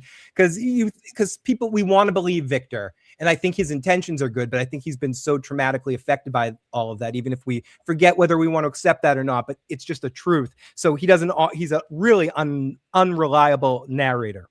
The most I've ever seen in any show ever in history. He's pretty bad, Tony. Yeah, the third time is a charm for him. The third time he gets it. Yeah, I'm surprised. That's why I'm saying it's growth when he tells Kenny the truth. So kids say, I warned the little, I'm calling little Jade kid. I'm also not referring to the fact that little Jade speaks in French sometimes, because I don't think it matters. I think it's just tripping nonsense. And I said it, so I don't have to refer to it again. Yes, he speaks French sometimes. There you go. So yeah. I warned you that you seek answers. The answers you seek come with painful truths. The kid's like, okay. So then we get to... But the painful truth, what is it? It hasn't been sort of like, I don't think you've got the painful truth yet.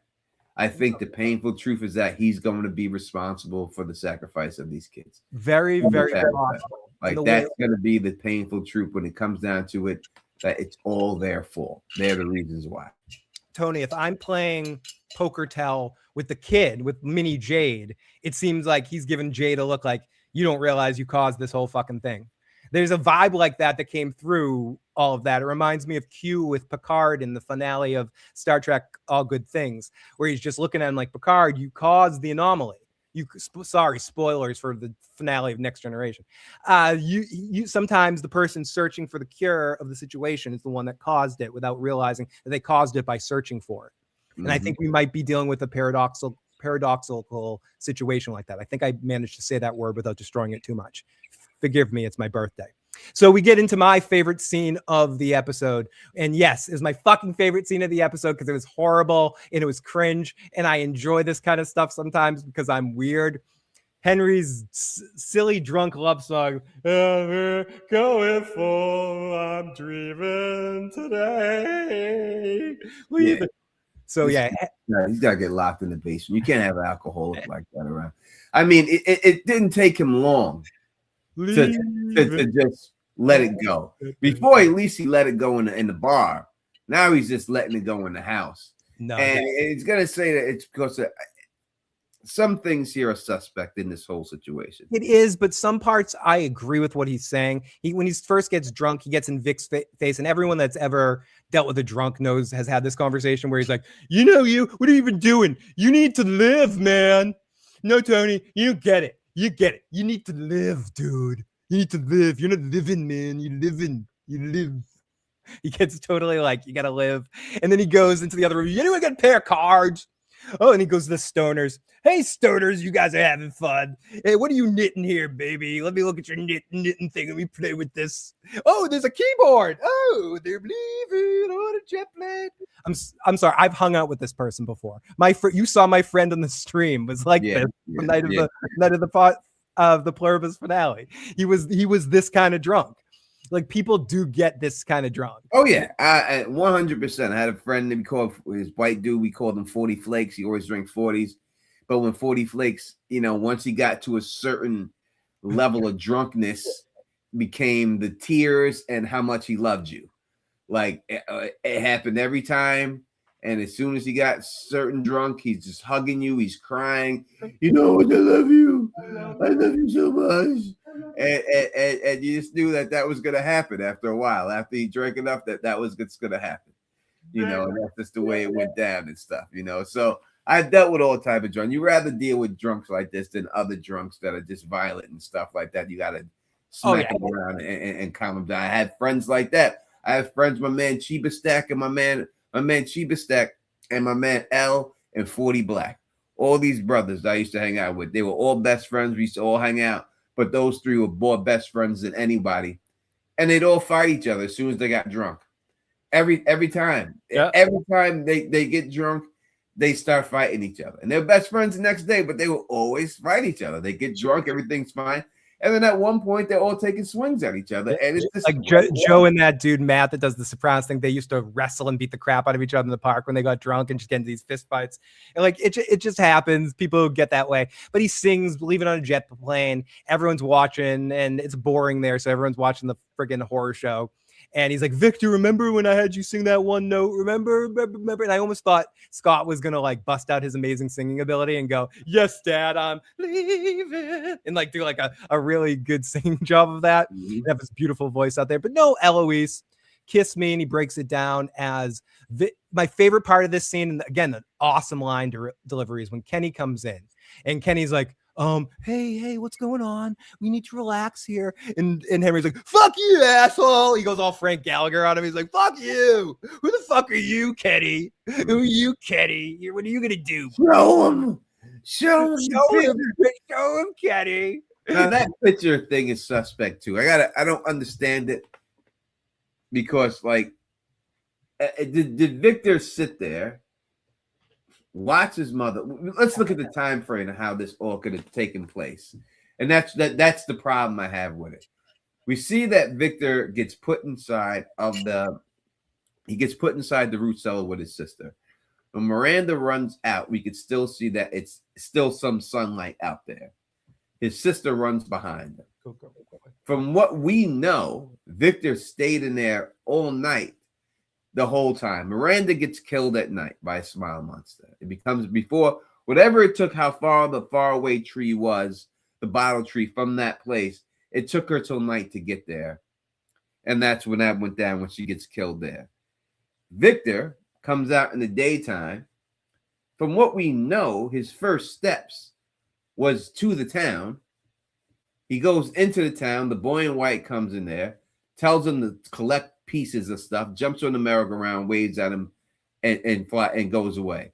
And then at some point later, he walks away from town, and he said he sees the man in yellow eating his mother. But we've seen Julie see the man in yellow eating somebody in town.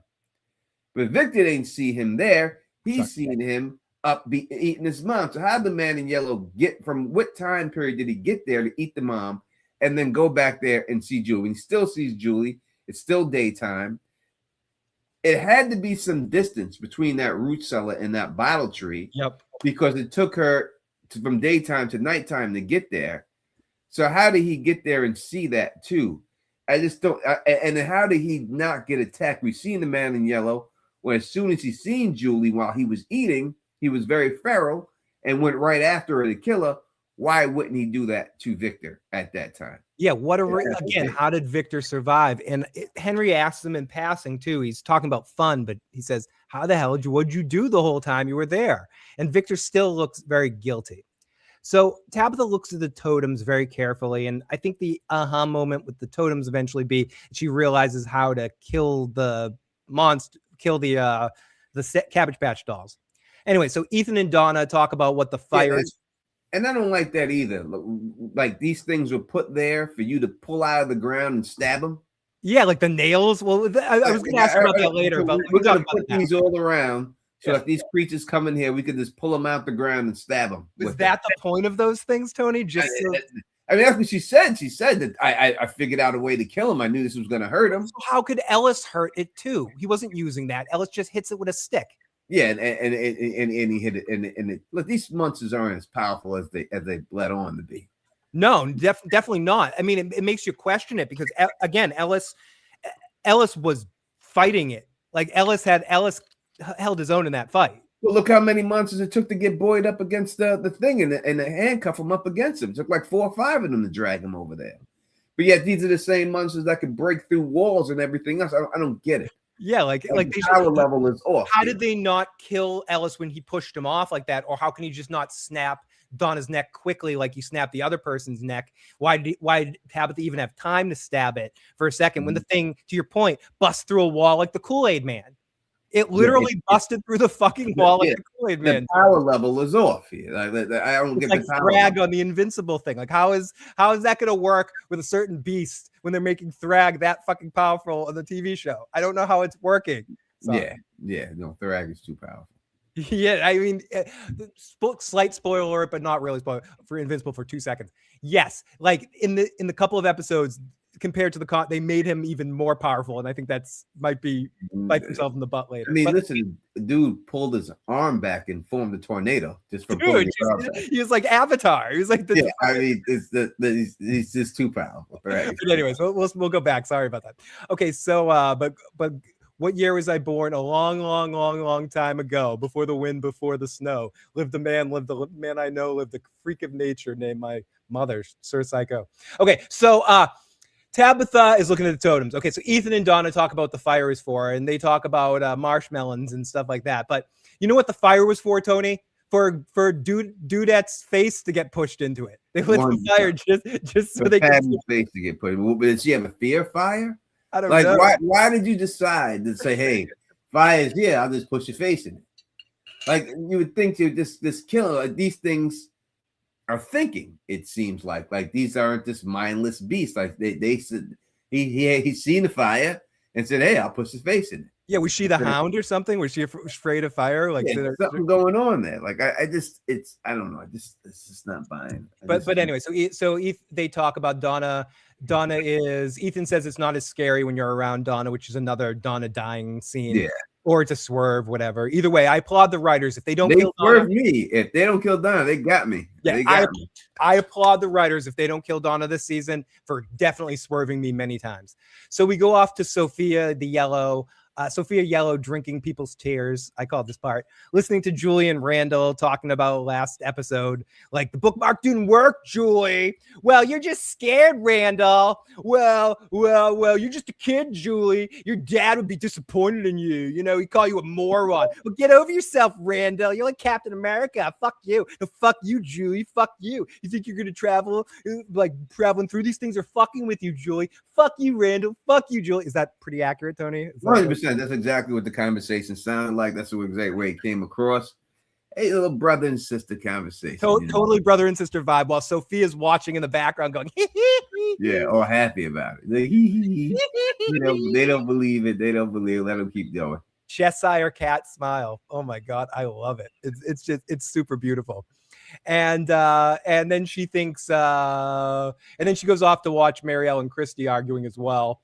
And she bumps into Marielle's arm, and we get the vision of her being in chains again as she's feeling it's real. And she's like up against the wall, going crazy. And Sophia's trying not to love it. Like she's holding it together. She's got this look on her face. Like when you see someone with that look in their face in poker, fold. Mm-hmm.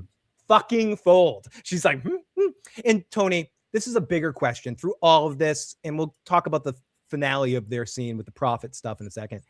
And you mentioned it earlier. Shouldn't Christy and Marielle be able to clock this girl? Like she's being a little like. I mean, I would have clocked her. I would have just seen, but I think that they're going by the the Bible stuff that they're automatically assuming she's a good person because of all this Bible fact. Yeah, Like I said, if someone is ever introduced to you or you see them, and the first thing you hear is this person is very religious, you are a lot more trustworthy of that person than you would be of a normal person and everything else. And I think that they're just playing that card with it right now. I have to say thank you to everyone that's checking out the audio cast, and thank you for your comments. I hear you guys saying, some of you guys like, we're not checking out we're listening to a YouTube stuff. Yes, but we hope you join us too. But on this point, we've got about 400 people watching. Thank you to everyone that's watching us. Make sure you have already. We'll get to the super chats too. Yeah, and I was just going to say that we'll get to all super chats and we'll open the phone lines when we're done with the recap. Lines we only got a couple more pages of the recap here. We're just about the end of this episode. So we go off to Marielle and her are arguing and stuff like that. Sophia's trying not to love it. So we go off to Jade and crew. They stop playing the violin and he says, "Why are you all playing that song?" Kid says, "You know why." And Jade puts it together. He says, "They're all me." And little Jade says, "Yeah, some of them and many more." Mm-hmm. So it's not even all of them. No, not all of them. I mean, he's been back there thousands of years. I mean, when it comes down, all these people. I'm going to ask you about one other part of that, because definitely that part. But he also said some of them. So not all of them were him. Some of them weren't him. I got to go back. Did he say some of them? That was the word? I think the line, I could be wrong. He said, where is it? He said to Jade and crew, "Stop playing." He asks, "Why are they playing a song?" He says, "You know what?" Jade says, "They are all me." And the little kid says, "Some of them and many more." I think that's what he says. So maybe some of them. Then maybe the guy with the rockets in him. But then Jay puts it together that they all got murdered. I could be wrong. I could have written it down. Yeah, Jay goes back. He comes up with the fact that all of them got murdered, and we see the reason why they had been murdered. Because once the town, he says the shark, they're minnows in the shark net, which means basically that as I told people from the beginning, and people have said that, oh, everybody in this town is brought here for a reason. They are all. They are not a part of it. And I've said this from the jump. Everyone in this town is brought here. They are the minnows in the shark nets. The sharks that they want is Miranda, which is Tabitha now, and they want Christopher, which is Jade now. Okay. That's who they're trying to bring into town every time. Everybody else who gets brought in is just a minnow inside of this net. And they're the ones who rebel. And the reason why is because once they realize, and the man in yellow lets them know somehow, hey, the reason why you're trapped here is because of these two people, they must start thinking, well, you guys are the reason why we got put here, you motherfuckers, yada, yada. And they get crazy. And then some people probably protect the other ones, and then they fight to get to them, and eventually they get murdered. Just for the record, people in the live chat are saying I'm wrong. He just said that there were many more. Like I thought he said some of them and many more, but I guess he just said there's many more. So, okay. So my bad. So we go over, I just want to correct that before there's a million comments in the videos. They love to comment when you. Phil, you got that wrong, motherfucker. They get people like human beings. Tony, how do you pronounce that word? Do you know what pissed back in Game of Thrones? When I say cicadias, people that it's cicada. I don't Tony, I had a dude call in the phone at one point and said, I call Arya Stark, and they're like, Phil, it's not Arya, it's Aya. And you're saying it all stupid. No one knows who you're talking about. Arya. Who's Arya? Fucking, it's not a song. It's not a fucking opera. Her name's Aya. It's not Arya, you idiot. And I'm like, okay. Whatever that means. I just think those are the people that really just want our attention so bad, and they don't know how to stand out, so they just do that. You know, we're simple guys. You know, if you're women, it's easy to get our attention. Usually, it's not women; it's usually men. You know, women get your attention because it's easy to get our attention. There's a couple of things you can do, but we'll go over that in acknowledge my existence. Yeah, you can go over that in the answer. You know, you can rub my head 3 times, make a wish. You know, there's a lot of things you can do to get my attention if you're a woman. As for men, I don't want you to have my attention. That's right. Phil, get it right, Phil. Okay, I will. So we go to Jade and they all stop playing. And Jade says, they're all me, whatever. Bloody eyes. Tony went through this in his video really well, but one guy's got his eyes, bloody eyes. Christopher's got his throat cut, which we may have been misinformed about Christopher's death. Tony talked about that earlier and gets into that in his video. Please check out Tony's breakdown video. Knife in the eye, ripped apart, blah, blah, blah. It doesn't matter. Guy crushed. It's a rail yard spike. Yeah, inside. very large spike, Civil War dude. Look, I didn't see what happened to the Civil War guy, but he looks dead as well.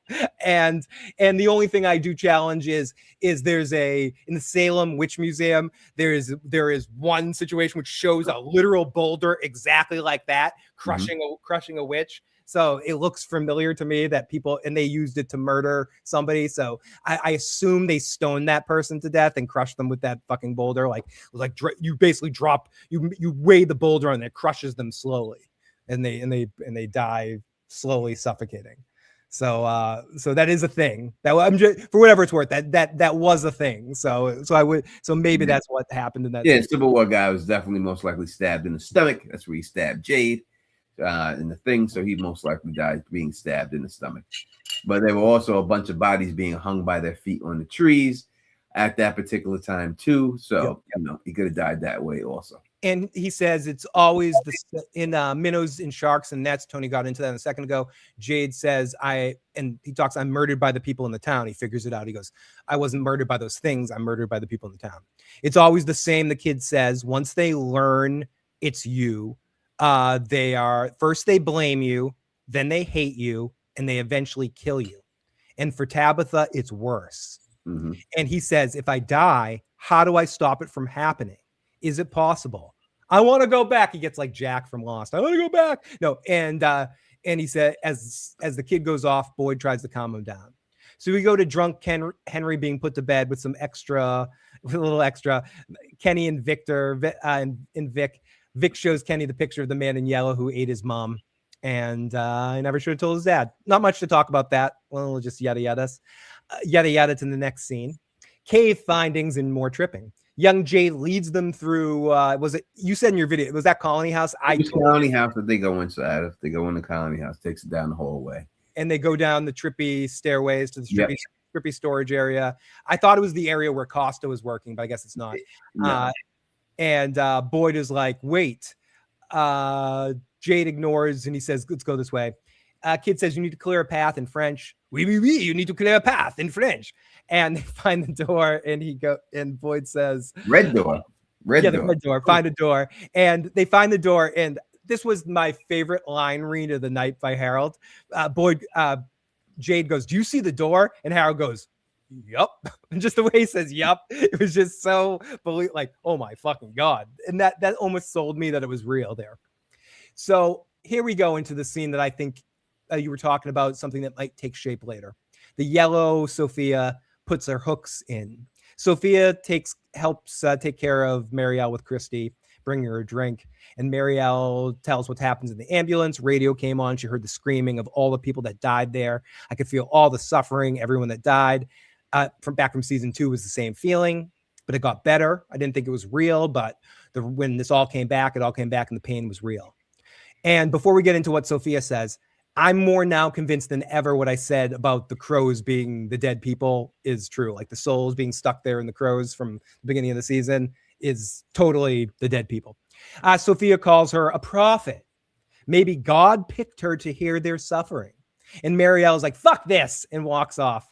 Christy says, I've seen this place get to different people. This happens. Marielle says, this is different. Something old's here. Something ancient that's feeding on the pain that doesn't stop even after you die. And we're never going to get to leave. So yeah, I mean, old ancient. You had this oldest ancient. I guess it's the same word. I don't know, but why they would repeat the word twice at that particular time. I think that I think it's old. That's been going on for a long time, but I think she's misinterpreting it, and I think that's what it is. When it comes down to it, I think it's being misinterpreted by her, and it'll be proven that that's the case. And I think that's part of the thing that we're getting answers, but I think I like how they're giving answers in this fashion. I got to applaud this show. They know where they're going. They know the situation, and they're giving us answers, but I think they're giving us different ways of celebrating those answers in ways that might end up being different in the end. It could look one way, but it's going to end up being something different. And I think some of the things that we're being told are maybe not true, but I also think this isn't just bullshit, dead ends. I think there's actual meat here that gets into things that you say a lot in your videos. It's we can now tell now 100% the direction this is going. Like, it's just, I'm not sure if what's on your nose is the number one thing. Like, what the obvious thing isn't necessarily the thing. That this is my older dog Lotus. Right now, I actually have. Well, let's see if I can show you all the dogs in the room here. Oh no! Oh shit! There's 2 more dogs over there. There's one there. Oh no, that's my ugly face. No one wants to see that. And there's one behind me. No one wants to see that. Oh shit! We're losing your mind. There you go. Sorry about that. That's my birthday with 3 dogs. So we're all it is a Shyamalinian, Amy. A chameleon. Okay. Yeah. Okay. So all the crew is huddled in the cabins and they're counting down the second till the morning. The last time we got to talk, we got to go through the situation. Ethan says Ethan's passed out and it's a nightmare. Ethan, when he was younger, because he was so mature, Julie used to call him the professor. I don't know what that means, but he's mature and he's the professor. I guess they're saying that because the actor's getting so old, they have to explain why. Yeah, I mean, unless he's gonna make a telephone out of coconuts, he's not the professor to me. No, there's only one television professor, Tony. That's right. And that dude is making. There's only 2 guys that can do that sort of shit. That's MacGyver and the professor from fucking Gilligan's Island. Right. Those 2 dudes, if you put them in any situation, they're creating, thermonuclear bomb out of a coconut. It doesn't fucking matter. Okay, so red shirt girl, whatever her name. Well, what's her name? Patty cake, breakfast. Patty cake. Patty cake. Okay. So Patty Cakes is like, what's she talking about? She's gonna rat. She's a fucking rat. This fucking, she looks like a rat. She eats some cheese. I don't trust this Patty. I don't trust this Patty, Tony. As far as she's dropping dime. She is a rat if I've ever seen a rat. Anyways, so Tabitha says she has a vision. She says, oh no, wait, I forgot this. Let me get into this. They hear some singing. The singing was weird. I don't know how to make of the singing. What the fuck was the singing? And I also want to, before we get into this scene, I'm going to say this right off the bat. And I don't know if you think this as well, but from my opinion, whatever the last thing that we heard when they were at the settlement earlier and the banging on the outside door, I don't think we're the Cabbage Patch Dolls. No. Whatever was a different thing. That was a different thing. Yes. I still think that's Eloise personally, but I would say it's Julie and Randall or someone story walking. I think it's Julie. It's very, very possible it could be Julie. I think it's Julie. I still think it's Julie and them dragging the tent. Maybe Julie gets the scarecrows to drag the tent for her. Like somehow she gets control of these things and they're the ones who drag the tent for them. But it's definitely something like that going on. So the dolls were smaller. Tabitha has a vision. And the dolls were smaller. I was playing with them. This man was angry. The dolls gave him nightmares, which connects with, again, if you want to get into this, check out Tony's video where he breaks his theory down. And I'm sure he'll do another video breaking this down a little bit further, but about how the nightmares of other people might be making some of the creatures in this world manifesting into reality. And that is the Cliff Notes version of Tony's theory. He gets into it more. I think it's pretty much fact. I don't know if that's even should be considered a theory. Yeah, I think it's my theory, but I think that's what I'm just saying it that way so you get credit for it. Not that it's not because you're the first one I've heard that's verbalized that. I do think there are some. You can make a lot of comparisons to Nightmare on Elm Street, even down to burying the bone. 100%. And I think some parts are very Nightmare on Elm Street-y. We talked about that before, about the Dream Warriors. For sure. Best Nightmare on Elm Street movie. Okay, so they give them nightmares, and he threw the dolls into the lake, and the man died, and then the nightmares came out of the lake, and Tabitha says, everyone say it together. No, we gotta get out of here. As we gotta go. And Donna's like, how the fuck do you know any of that? As suddenly the Kool-Aid man busts right through the wall. Hey, anyone want some Kool-Aid? And red shirt Di gets ripped in half. His throat gets ripped out, but it gets ripped out in a weird way. It almost looked like the roots were going into him or some shit. There was some weird, I don't know. It seemed like he put the mitten in his mouth. It looked like he was trying to put his whole hand into his mouth. He's getting all candy canes with him, Tony. He's like, the power of Christmas compels you. The power of Christmas. Something weird going on there. I mean, I understand it.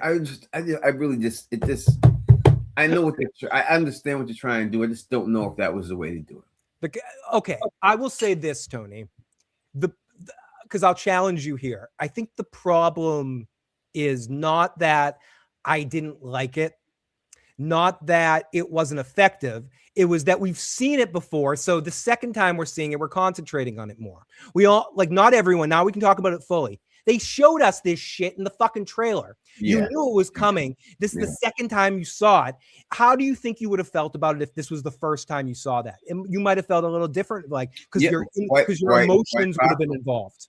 Quite possible. I was watching it and it was all just like a straight thing, that I do think that them showing. I don't want to tell you how you're going to feel, but I feel like your emotions might have like they showed in the trailer was just way too much. They gave way too much of it. Especially someone like you that really watches this stuff and breaks it down and analyzes it. Like, you knew this was coming. You saw, you're like, oh, there it is, Kool-Aid Man busting through the wall. But if you had just, like, if you never watched a trailer and you got surprised by that Kool-Aid Man smashing through the wall, it might have been a good jump scare for you. Like, maybe. I'm a Capricorn, so we don't scare. But you know what I mean, like a television jump scare where you're like, whoa, that's effective. You know, I do feel like the trailer in this particular situation fucked with the show's effectiveness for the people that pay too much attention. I'm not saying, I know some people don't watch trailers. I heard that in our podcast comment section, people saying, you guys spoiled it last week when you talked about the scarecrows and the trailers and stuff. We didn't say what happens with the damn scarecrows. We just said the scarecrows were there. We're sorry. We didn't mean to spoil anything for you. I hope you were as excited as anyone could be. And I want to hear what you thought watching it for the first time, because we didn't tell you what was going to happen. We just said it was a fucking scarecrow. Sorry. That's all we spoiled. We said it was a damn scarecrow. That's all we said. And they watched it too. They're just lying. Exactly. They just want to make us feel bad. That's true. Tony, I'm glad you say that, because I feel like that's the case a lot of times. They're just saying it all the time. Yes, you did. Just don't lie. Then why are you playing in Reddit, pretending to like ignore whatever? Yeah. Okay, so red shirt girl's dead. So no, she's not dead. Dolls were smaller. Kool-Aid Man smashes through the door.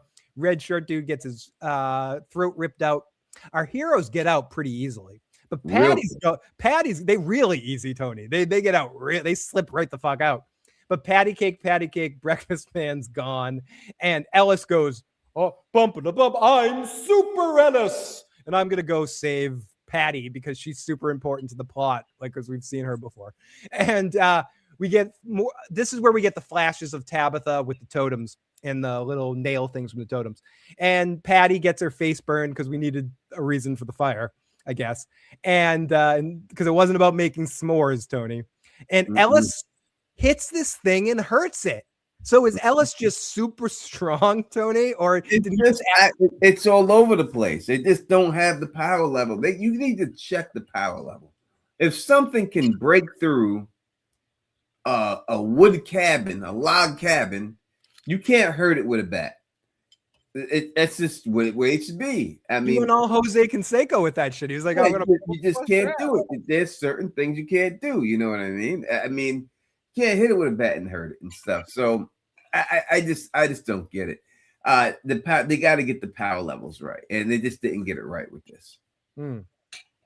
Patty is definitely going to be witness number one. So, okay, so our heroes get out, blah, blah, blah, hurts it. One grabs Donna from behind and fortunately doesn't hurt her too bad and starts choking her and doesn't rip her throat out immediately. And Tabitha saves her like Sam the Slayer killing a White Walker and stabs her right from behind. And Tabitha says, I remembered how to hurt them, as Donna's like, what the fuck just happened? Yeah, stabbing him kills them, I guess. And so does hitting him with a bat, because Ellis remember to hurt him. How does this happen? Because from what we see when she's a kid, they break it down to her. When they show her over the rock, and the thing is supposedly this is the thing looking down at her, coming down. I thought it was something flying, but obviously it's just because it's tall or it jumped in the air. I don't know. Seemed like she's dead at that specific, like she gets killed then. But somehow she must not get killed, and someone must stab it with one of these totems or something. Yeah, but did she grab one in her hand, or is it just stabbing them from behind with a metal thing? Like, because it seems like she just stabbed it with what was there. Yeah, I don't know. They're going to keep the totems in the ground specifically to kill these monsters if they come back. And everyone's got to run outside, grab a totem, pull it out, and stab it when it comes. Tony, let's get into the most important aspect of this whole situation. You talked about this in your video too. Why did Monster 3 just piece the fuck out? Like He just Monster, left. Like his arms on fire. He looked at him and said, "Bye." hi, I'm out. I'm out. E5000. God, peace. That's it. I'm just out. And that's Smell it. you later. It was like a Dump smell my- you later, I think he said. Yeah, I'm gonna dunk my arms in some water and just get Yeah, out of the eye. I'm Don't worry about I'm it. gonna go hang out with I'm gonna go hang out with this Tin Man and the Lion and go fight a witch. I'll be back in a little while. Like what the fuck was going on there? Yeah, don't you know. know, if it was just like some shit, like like fire would be the way to kill him. That would be obvious. Something like that, I would accept that more than this totem being drammed through him. Yeah. If you could burn him and stuff, obviously that would be the way to do it and stuff. I don't know. It just turns away and walks away. I wasn't sure. Was it afraid of Tabitha? And like realistically, let's break this down for a second. Was it realistically afraid of Tabitha in that moment? I don't know. It shouldn't be. It should have just charged just one person. They got one shot. Yeah. If I'm fighting somebody, whether they have a knife or they have a bat or something, and I put my guard up or I do what I got to do, I'm not running away from them. I charge at them, and because they got one shot with it, and and after that shot, especially if it's a battle weapon like that, you don't hit it with that shot. Most likely, you're done for. So I would think you go for it at that particular time and just go at them, especially if they're afraid of you and they're running away and stuff, and you got fire on your arms. Yeah. I would run after them. Yeah, seriously. Like if your goal is to stop him there in the situation, I don't know. It seemed awkward to me in that moment that it just sort of went like this, like, peace, I'm out, and just like and just walked away. It was weird. Mm-hmm. We get two more scenes here, I believe. The hallway of love at first. Jade opens the door and it's a huge hallway with the scary spiders, and in the rooftop. Or above him in the crevices in the ceiling. Jade does not see Boyd anymore in Vision Land. He goes deeper into the caves. He calls for Boyd. Boyd is like, "Is this real? We've been walking down this creepy fucking hallway. I'll drag you the fuck out of here if I have to.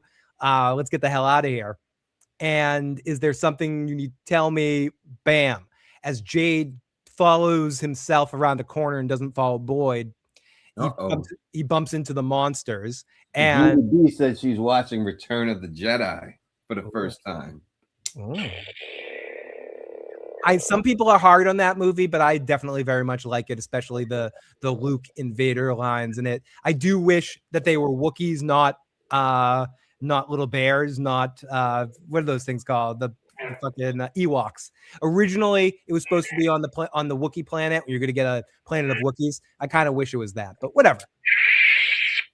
So there is something you need to tell me. Okay, so Jade and the monsters, they surround him. They say, "You're an idiot, Jade. You should have listened to Boyd. You were never the smart one." They throw him down. They cover him in a stone grave where there's a little kid that turns to him and says, "Anakui." Remember. Remember what you did. What remembering has to be is that you fucking put us down here in these holes. You did this shit. Yep, Jade. you did this shit. You have to remember you did this. This is all your fault. And I think he interprets it as, "Remember, you have to dig me up," but we'll see about that. Mm-hmm. He wakes up in Boyd's office and Boyd says, "Dude, we never fucking left." And Jade says, "I know how to save the children and what we need to do." And Tony, that's the end of our episode. 9 out of 10 for me. What would be your I will give it an 8.5. I thought it was really good. The scarecrow stuff took me out of it. Besides that, everything was on point. The acting was on point. The Jade Boyd tripping scene is the best scene of the show. Fucking awesome. Any season. It's the best one storyline scene, whatever you want to say, one block of that they've ever had. Especially the fact that we got to see Boyd and Jade act together. We don't really see that, right? And we see the dynamic duo, how good they are. You know what I mean? Doing everything good together. So yeah, 8.5. You get 8.5 from me. I won't go as far as 9. It's just too much. Two other plot holes going on there that they need to cover up for me.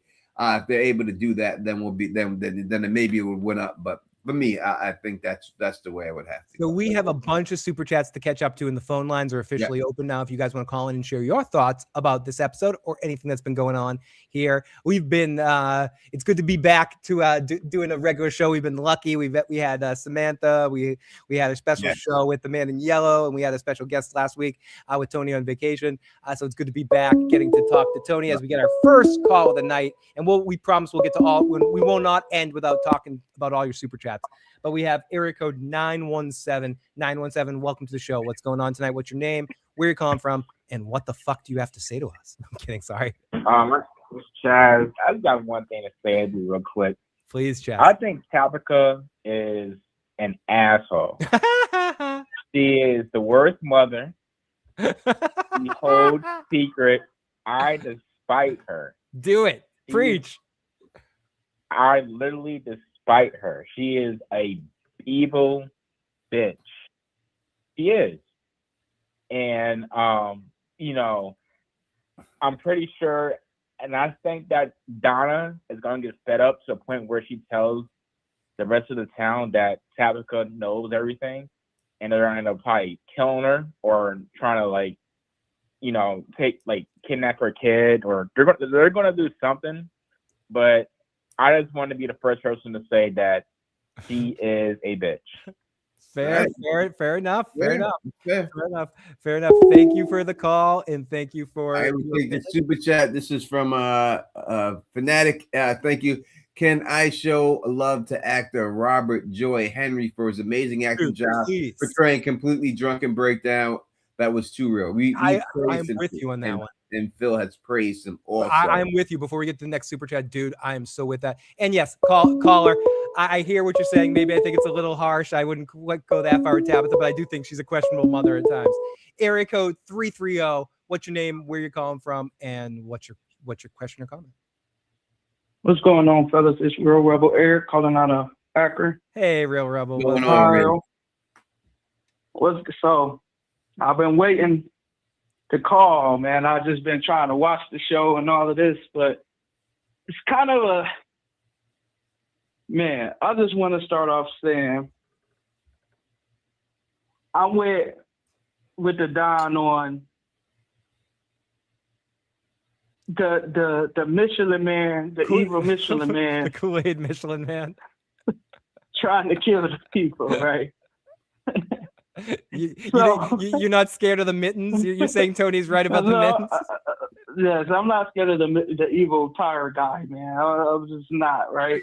So I started to get it started to get to me a little bit with the weirdness with the whole book thing. I didn't like that. Mm-hmm. Like, that seemed kind of, Cat in the Hattish to me. So I wasn't really feeling that with the whole book, and I'm kind of glad they kind of got away from that. But definitely the Michelin Man, the evil Michelin Man, that kind of, I'm with Tony. It kind of messed up the story a little bit. What else I wanted to say? Mm-hmm. I think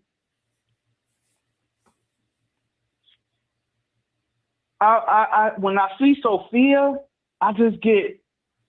Do you feel like y'all get like this real bad anxiety or something?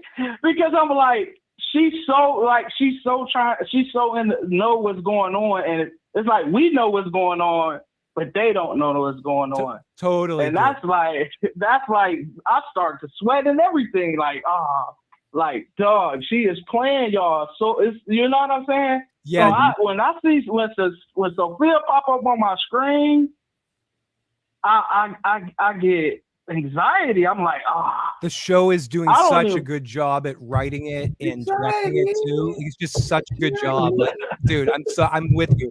I feel fucking like I'm like in the way she smiles at the camera. I feel like she has a relationship with the audience, and she's like talking to us. She's like, "Hey guys, look at me fuck with these idiots." Yeah, she like break the fourth wall or something. You think she meaning to do that or something? I think what is she doing? I think I think within the character itself is taking so much joy in how easy it is because she's done this so many. The Man in Yellow has done this so many times, so it's almost like Bill Murray at the end of Groundhog's Day, where he's just like he's gone through this so much, so it's fun for him. These are like he's watching people work in slow motion. It's like a professional poker player going to a home game. He's just like, this is just too easy. I'm just winning so much money here. This is easy. Oh, these idiots! Like she's just playing him. Like, at least She's that's playing them like she creeping around. You creeping. You sneaky. Yep. You know, she like the sneaky kids you have. You got about. I got 3 kids, and one of them just sneaky. Like, why did you up at 4 a.m? What are you doing? Like, me and your mom trying to do the nasty. You got your ear on the door or something? Like, you got the creepy kids. Like, she like the creepy kid that's walking around. You know what I'm saying? These kids are sneaky, goddamn it! These sneaky kids. They're sneaky kids. I used to deal with these sneaky kids also. Yes, kids are very sneaky, especially Christmas time, and they think they slick. Yeah. That's the whole thing. That it's not even sneaky. Like you think like we ain't gonna catch on to this shit. Like you really think you that slick? Yeah. And then they walk around the house. Y'all can't walk. Y'all slams on the floor. So you can't even be sneaky because you're slamming your feet on the floor. You can't sneak up the steps or down the steps because you're slamming your feet on the floor, trying to get juice in the middle of the night. Like this is Sophia to me. Like, why is she sneaking around? You know, faking hurt. You know what I'm saying? Throwing out Bible scriptures to try to. She just give me anxiety. I will say that, when we interviewed Julia Doyle and she came on. And I asked her the question, like, if there was one line or something that describes your character this year, what would it be? And she said, "Catch me if you can." So I think that's what we're gonna see this season. It's "Catch me if you can," and that's it. Leonardo DiCaprio too, huh? So I guess she just got it all. And then other thing, she already been laying the groundwork for the town people with Tabitha anyway, when she started that whole thing talking about the town started to be messed up when they got there. Remember she threw that line out there? Oh yeah, so yeah. She's already been laying the groundwork. Setting it up. Setting it up for the massacre. And Tabitha is gonna get it to work. She's gonna get it the worst, Tabitha. Worse than Jay. And I agree with you on that too. I think that they have something to do with all of this. And why is Tabitha a little kid? Like, in her visions, she is a little kid that been at the town so she might have been some type of evil thing that the town tried to, like the Salem witch trials or something. They might try to, you know what I mean? Something up with Tabitha. Yeah, no, they may burn her ass. It's going to be worse for her. Yeah. Worse, yeah, it's worse for her. It's not gonna. They may quarter. She may have been quartered before. She may have been burnt before. I mean, they've done women dirty in the past when they've caught them doing things more than they've done. I mean, listen, they've done men dirty too. Let me get it wrong, but they have done some dirty things to women. So I think if she gets bagged up, it's going to go a bit bad for her. Yeah. No. Yeah, it's gonna be bad for her. And another thing, the stuff about the people having those evil stuff they dream about or whatever, and it's coming true if they die or whatever. Mm-hmm. We was talking about that because I've been listening to you even from season 1. We was talking about that even back then. I think everybody kind of stopped talking about that. Yeah, I think people let it go after the Nathan thing, you know what I mean? Because it hadn't manifested. But no, we've been saying that since season you and 1. Alamara were talking about that stuff. Like 100%. That this is I was in agreement with that from because I think Ethan even said something about that. Didn't he say something too? Yep. Yeah. And, I mean, and it's to me right now. I think it's from season 1 talking about it right now. It's obvious that this is what it is. I mean, there's a reason why these creatures are called nightmare creatures, right?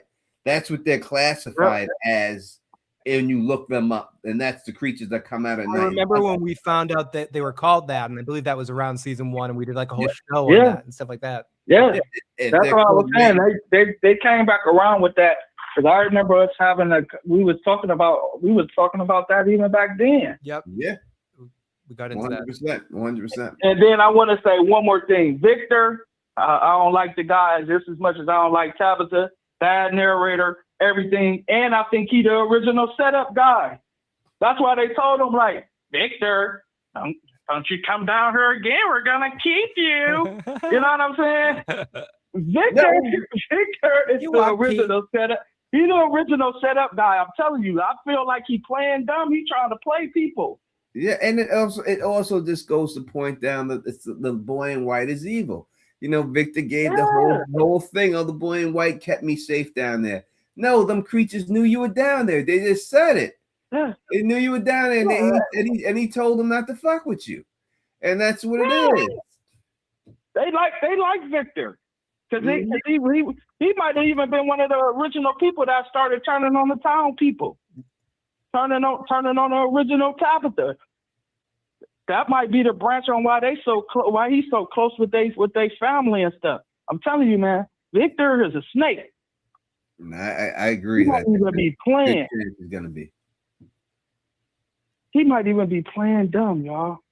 There's no playing about it. I think Tony. at all. I think this is what he is, and I think he's fronting a lot of it. He's not putting no play. He's just Yeah, and I put this on the super chat, but I'll get it out of the way now, and then I'm done. I feel like Henry when he was like, Victor, don't you remember? No, Victor don't remember because that's not the son that you remember. No, it's not the same Victor. It's not the same Victor. It's an alternate universe Victor. You Not can the look at same the picture Victor, in the it's house. from another. Yeah. So that's why he was just kind of looking like. Did you? I don't know what you're talking about, Dad, but okay. No, it's not. It's not the same Victor. It's obvious not. All you can just look at the picture in the house. A picture of house of Eloise and Victor. That like teenagers when they were in the show. When they show him with his mother, they're kids. So you can't go from teenagers to kids. That's the teenagers and stuff, you know. So no, it's not the same Victor. Yeah, I totally agree. So I'm gonna leave it at that. So I'm gonna just end it. Sophia, give me bad anxiety. Victor, I feel like he is Snake. I feel like he moving up past Donna to me. But I also think that Donna might be the one that started to get the town folk to start this because they gotta put her somewhere. So it might be her and Marielle, you know, to start getting the town folk to try to. Because Tabitha and Jade, maybe they thought they was doing something right, but yeah, definitely feel like they have something to do with all of this. I can't wait, and I'm upset we have a whole week. Caller, thank you so much for calling in, buddy. We hope we hear from you soon. Tony, just to go before we take another call and get into the super chats, did you see the video that they put out about Julie's book club? Yeah, I seen it, Julie. Did you hear what she said in that? She goes, I didn't. I seen it, but I didn't pay attention. Can I play the? Do you think I can play the audio for it? It's Yeah. like 2 seconds there. Let me play a little bit of this. Listen to what she says. Today's episode, we are looking at Flight of the Blah blah blah blah blah. Guys, Blah, blah. this book was gripping from beginning to end. It taught me how to story walk. It's just one of those books that like transcends timelines, if you really know what I mean. Wait, that's the line I wanted to play. Did you hear what she just said there? It's a book that transcends timelines, if you know what I really mean. She's 100%.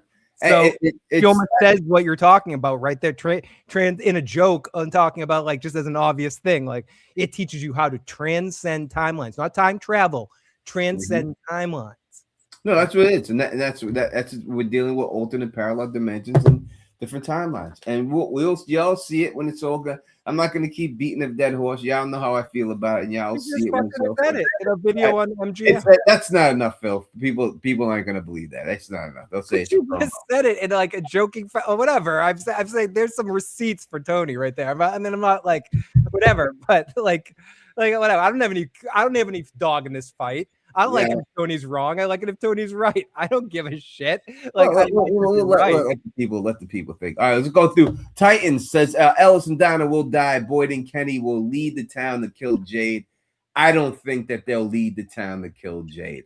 I think it's a good chance that Donna dies. I don't know, but if they have the balls enough to kill Tabitha. I think just quickly on that one, I think this time they don't, because I think this time they get out. Maybe this time they'll be ready. Maybe this time. I think this is the different time because this is the time they're getting out. I think they win. All right. We got Vern Claus says, preview says from continues my 31st. Happy birthday, Phil. Thank you so much. And thank you to everyone that has been wishing me a happy birthday. I can't say thank you to everyone. You Love the Nile says, I think the lake is where all the towns and people's fears are. It could be, may not be a literal lake. It may be something else that they're calling a lake. Is it the pool, Tony? I do believe that the hotel is the important spot in this whole thing, and that's why they haven't shown it the yet. Star Hotel. Yeah, that's the most important spot. The real rebel Eric is Victor doesn't remember he just said this on a thing. Thank you for that. We already got to that. Cricket says, "Happy birthday, Phil." I think the spider is trying to help them. If it was a spider that dragged the tent, the closest to the lighthouse before it's I don't think. I appreciate your birthday wishes, but the spider's not fucking helping. The spider's. Yeah, I don't think the spider dragged the tent. I don't. You want to say the scarecrow did? I can go with that. DH Hambone says, "Ooh, can we jam DH? DH? Oh, look at you! You're rocking out. I want to play some drums with you, buddy." There you go. I have a feeling we haven't seen the end of that bird either in a good or scary way. Maybe they bring the bird back. I don't know how it helps the story if they do. Edward, which says, "Happy birthday, Phil, you fucker."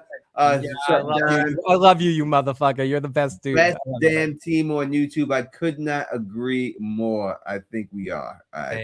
Thank you, my friend. That's pretty obvious too. Yeah. After today, I'm not sure if they. This is from Anthony. He says, after today, I'm not sure they will have 10 episodes left without stretching it out. 10 episodes is all they're gonna need. I don't think they need any more there.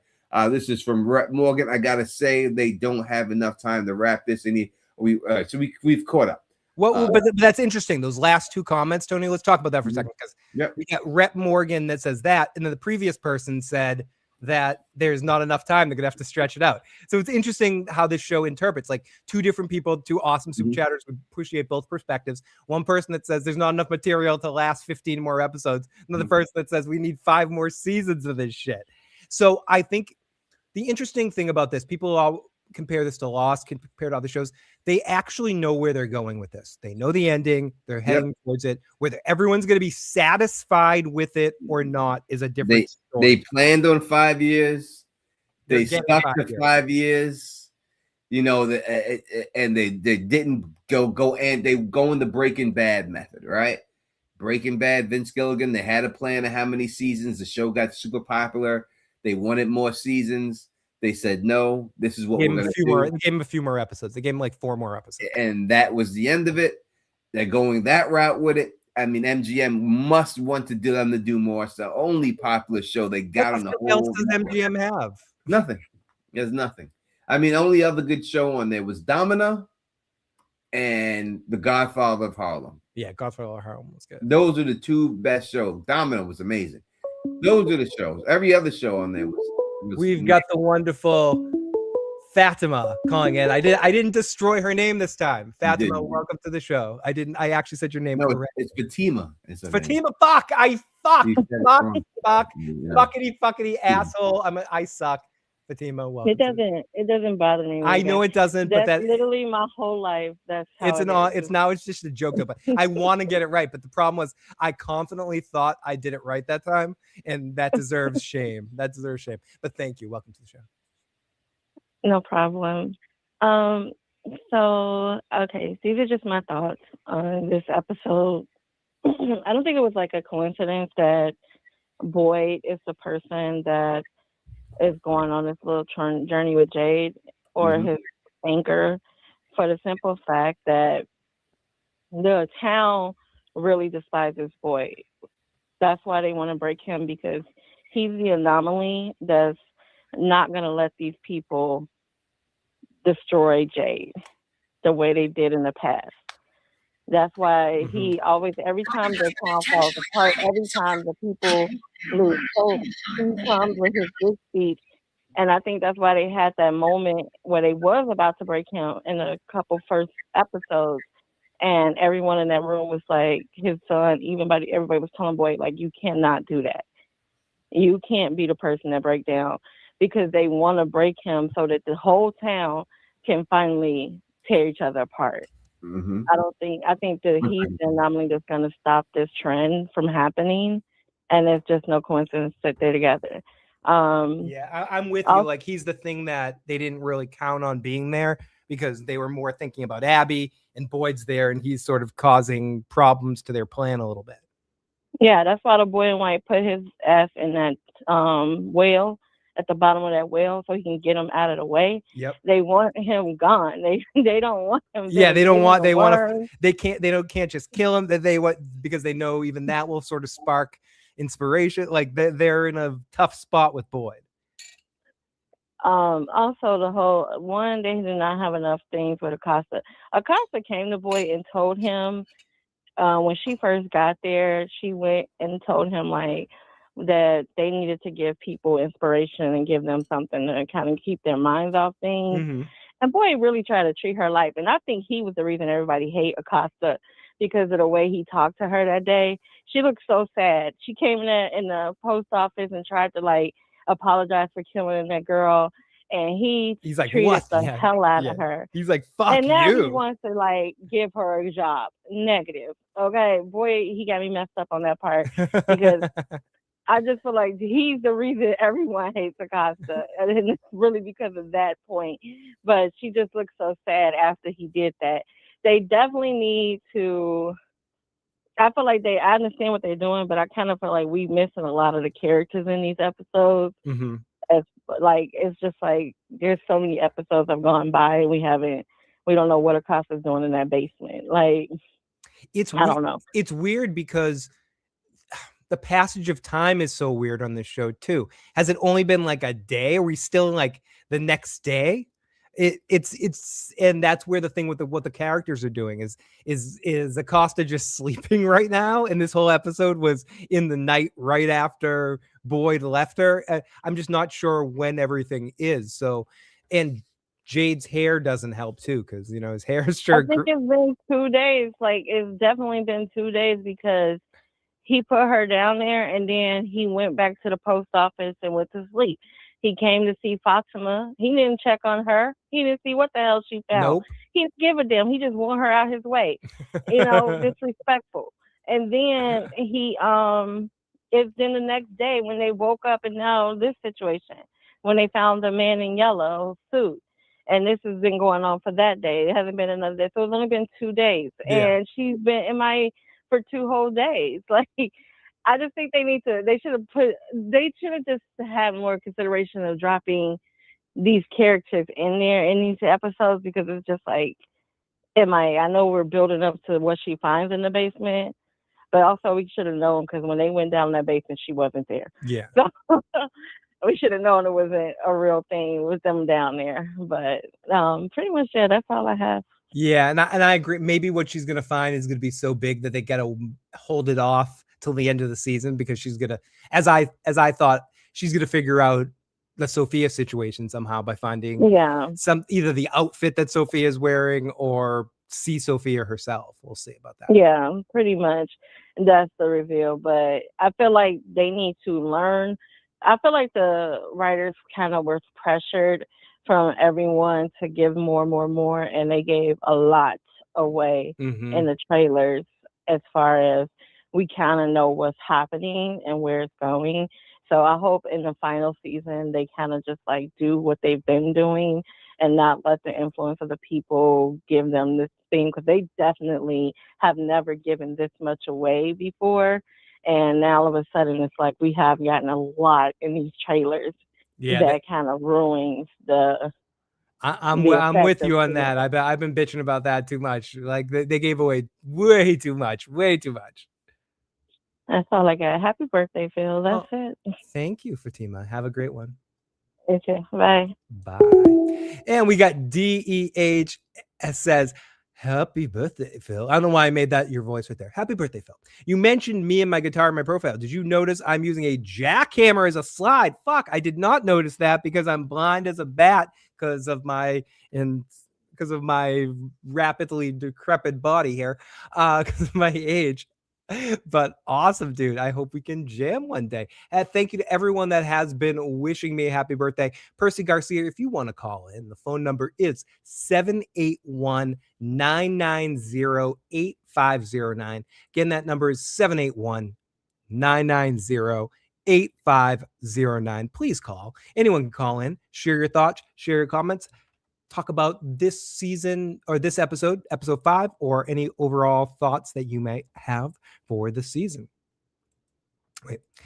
Cautree had no more story left. Jim had no more story left. So they died. Then 2 more people added in who still have story left. Yes, but remember Boyd said they would never left the sheriff's office and that Jade had been in the chair for hours, so we wouldn't have seen Acosta because they were in Jade's head. Awesome point. Who said that? It's me, Chanel. Hi, it's me, Chanel. It's me, Chanel. You are wonderfully correct. And thank you for that. Oh, speaking of wonderfully correct, you were waiting for him. You know, the wonderful KP. Welcome to the show, KP. How are you doing tonight, my friend? You're wonderfully correct. Yo, good night. How's everybody doing? I gotta be honest, KP. I know this is where I'm an ignorant asshole, because I know the good night is very welcoming, it's friendly, it's iconic to you, and it makes sense the way you're saying it. But because of my thing, I hear you say good night. I'm like, why are you saying good night? The show's not over, dude. Like, what are you saying goodbye? Yeah. Oh my goodness. Area code 206. Your American brain. Yeah, my stupid American brain. Area code 206, who I assume is Percy Garcia. Please call back in as soon as KP. Yeah, I won't be long, Percy. I won't be long. First of all, I want to say that I've been kind of underwhelmed by the last couple episodes. I think they grabbed me and they pulled me back in for this one, which I'm very, very happy about. I like some of the kind of acts of covert violence, like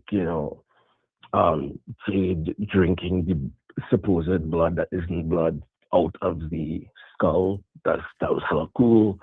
Even though it probably didn't happen, probably happened in his mind. But I enjoyed the violence of this episode. Like, you saw people do things and make things happen. I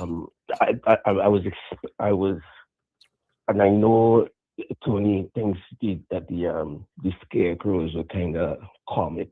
Mm-hmm. They were kind of like, a little bit, they were a little bit too much. Like, okay, come on, you know what I mean? Which I could probably agree with, but I think it's getting us closer to what the show actually is. I agree, KP, and I also said this to Tony, and I think we've seen too much of them. Like, if we just saw them busting through for the first time and we didn't see it in the trailer, we didn't break it down, we didn't already talk about these things, we might feel differently if it was just a surprise jump scare kind of situation. I think that's, I think us looking at them and already knowing what the Cabbage Patch Dolls looked like kind of adds to the way Tony was feeling, I think, a little bit, and some other people that might be feeling that way. Whereas somebody watching that for the first time would just be like, whoa, what the fuck was that? A little bit more shocked by it. I will take a shot. I will take a birthday shot before the end of the show. I promise people in the live chat. The only thing, the one last thing I want to add to that, and first of all, I agree with everything you just said. I think what the other thing that I want to add to that is that I can't remember the line, but it was something like with Julie probably not. She's not necessarily walking through time. She's maneuvering through various stories. Yes. And it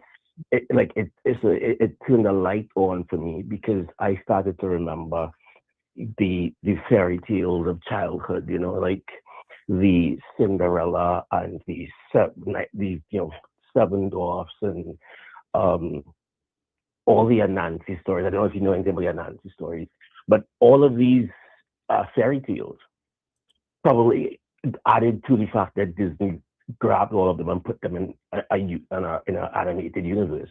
But all these stories, can you tell me where Cinderella ends and Snow White and the Seven Dwarfs begin. You know what I mean? Like, Yeah. Does that make sense? Am I making my point?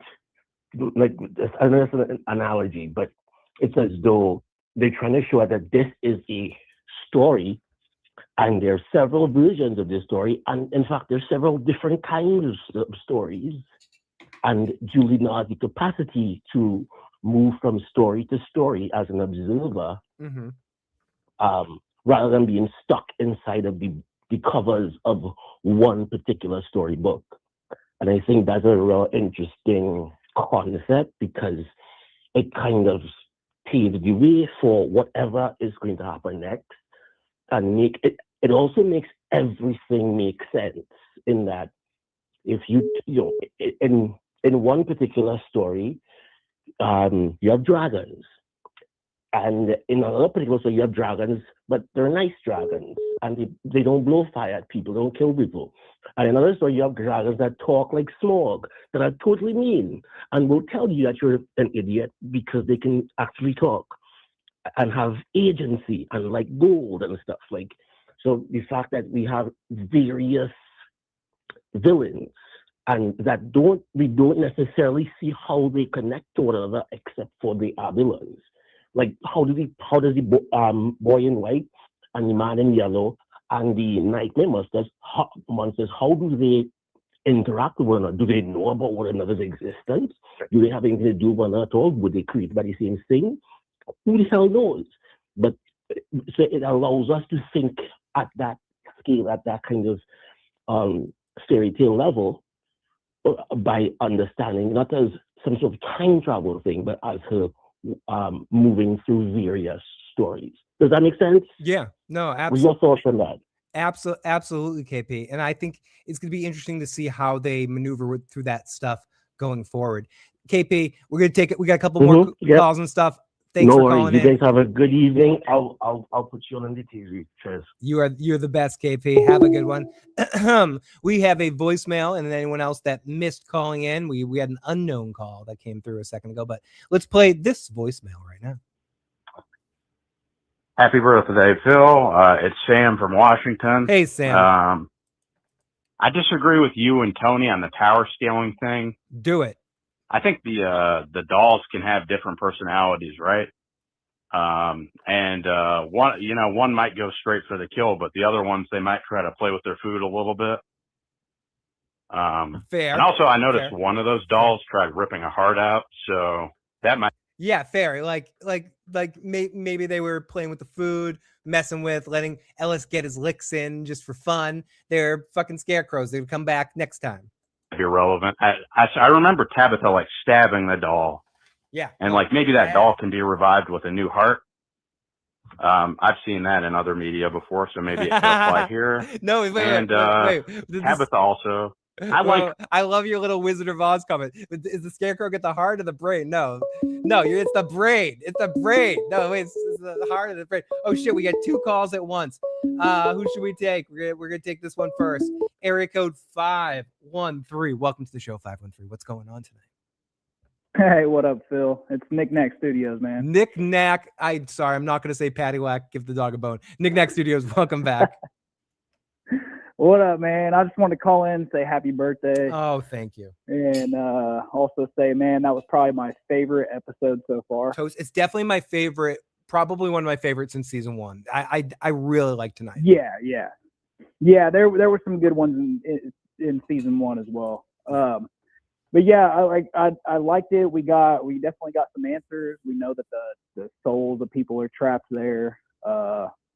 We know that, a lot of good stuff. We learned a lot. Yeah. But I got a theory, man, that I'm gonna put out there. Bring the theory. We want to hear it. This is that time of the show. Bring the theories. All right. So I believe the man in yellow is. I agree with Tony that the man in yellow is not the official big bad. Yep. When everything's said and done, I believe it's the red eyes. The shadow with the red eyes, but I think that the drawing of the standing crow is the same thing. It's the same entity. I think the crows are the big bad. You think and the by Cro- the end of the show, Huh. Interesting. Okay. Keep going. I think by the end of the show, we're gonna see all the crows like fly together and smash into each other and become Red Eyes. Whoa. Okay. So you think the crows are going to come together in a Voltron Red Eye situation by the end of the series? See, I think the crows Yeah. are some of the dead people, but I want to explore this thought with you. Sorry, I was just sitting on my blunt. I was like looking around for it. Anyways, so that's how you know when it's too far. Okay, so you think all of them are some sort of variants of the evil entity that are going to all combine together like some evil Voltron at some point? Yeah, they're gonna like I think once they get to the point where they're about to break out, Mm-hmm. you know, because the crows, they kind of sit back and watch everything from afar, you know, and well, other than Jim's funeral, but I think when it comes down to them, like when they finally try to escape, the the crows are gonna actually like have to step in. You know what I mean? Okay. So the crows So, are gonna and crows are I'll- gonna be like I'll the give you- last defense in a sense, like they're the Yeah, or you know, like it's the big bad watching from afar, and then it's like, oh shit, they're about ready to get out. Mhm. So, and I'll give you one more thing. Please. The crows are the big bad, Yep. and the crows are Jade's algorithm. Okay, interesting, and I know that does connect. Thank you for the call, 513. We hope we hear from you soon. Nick Nack Paddywhack. I mean Nick Nack Studios. Sorry, buddy. Happy birthday, Phil. Thank you for humoring me on my birthday. Caller 914. Thank you for good timing, 914. You timed that perfect at the end of the last call. Like you could not have timed that fucking call in more perfect, 914. What's going on? Hey, I'm super excited to be listening in. First time listening in or calling in. Sorry, but been listening from the beginning. Oh, well, thank you. I have a question. Oh no! I'm sorry. I don't have any answers, but I'll try my best. Okay, so I'm curious of how come. So Victor had his dad come into the town, right? And Yes. then the nurse paramedic girl had her girl come into town. Yes. But does that mean anything? Are they special? Why did they get someone to come into the town with them? Messed up. That is an interesting question. I mean, I don't know if either of those people would have been solving issues or solving problems or being more productive if their significant other didn't pop into town. Like they want to hamstring Victor by having his dad come in, or possibly in the Henry situation. I think with Marielle, it was to directly fuck with Kenny. Like directly, like it was purposely, like Kenny had a chance for a win, and this place wants to fuck with Kenny just for sport. Like this is the one thing that the evil part of this town connects with Tony. They all like to fuck with Kenny. Like they like. Pause. Oh yeah, I said fuck with. I said fuck with. Yeah, that's still a pause. Okay. Either way, so I think in that case, I think in the Henry situation, very possibly they didn't intend for Tabitha to get out. The boy in white facilitated that. And I think maybe the boy in white is his own selfish entity. So the Henry situation is beyond their control. Like they didn't expect Henry to come back in, but I don't know. Maybe I'm just out there in a limb. What do you think, Tony? Yeah, I think that they went and got Henry. I mean, if we were going through, Tabitha's husbands all get killed, right? And Jade is one of them, I guess. Henry should get killed for that reason. But also, you bring Henry in there and you look at the boy in white and he's not a good person. What's Henry going to do? Henry's going to get Tabitha to say that he's Miranda resurrected. She almost told him already. She was about to tell him. Now we see Henry over here crying about his wife, and she's going to think she's helping him. And she's going to say, you know what? I have the memories of her. I am her resurrected, blah, blah, blah. And he's going to be like, you're fucking get drunk. You know you're fucking not. She said that this and that. And it's going to blow up in her face. And I think that's the reason why he's brought up in there. This to mess things up. Everyone who's been brought up in there has been to mess up the other characters. And I think that's what they brought him in there for.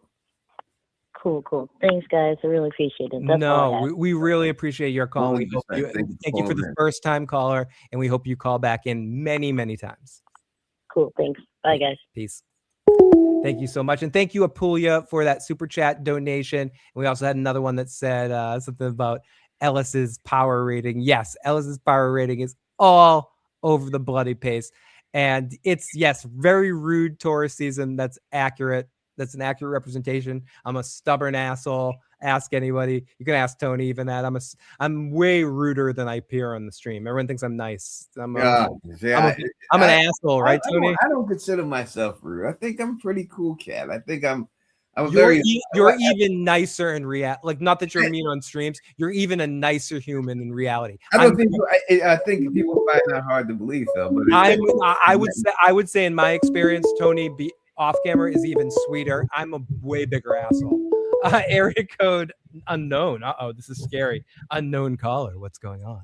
Hi, unknown caller. What's up? What's up, Tony? What's up, Phil? Percy Garcia. Oh, Percy Garcia. It had to be a guy. Shit. You know what I mean? We were hoping. All this stuff. Hey, unknown caller. How are you? What's up, motherfuckers? How are you doing? It's Percy. I was hoping it was Kathleen Turner. No, Percy. Thank you. Great for you to call in. I thought it was going to be a Costa or something again. Damn it. All right. No, it's not happening. Did you get the email I sent you, Tony? I did not. It was recently? Yeah, I sent it to you this morning. I didn't. I'll check it out. Anyway, sorry, Percy. You sure you did? Maybe I sent it to somebody else. Jeez, because I would have seen it. TeflonTV@gmail.com. Teflon TV 1. Oh, okay. Forget it. I sent it to somebody else. I'll send it to you now. Anyway, sorry, Percy. Go for it. No, I just wanted to call in. I have a theory about Acosta, and I know Acosta is Tony's favorite character. Yep. But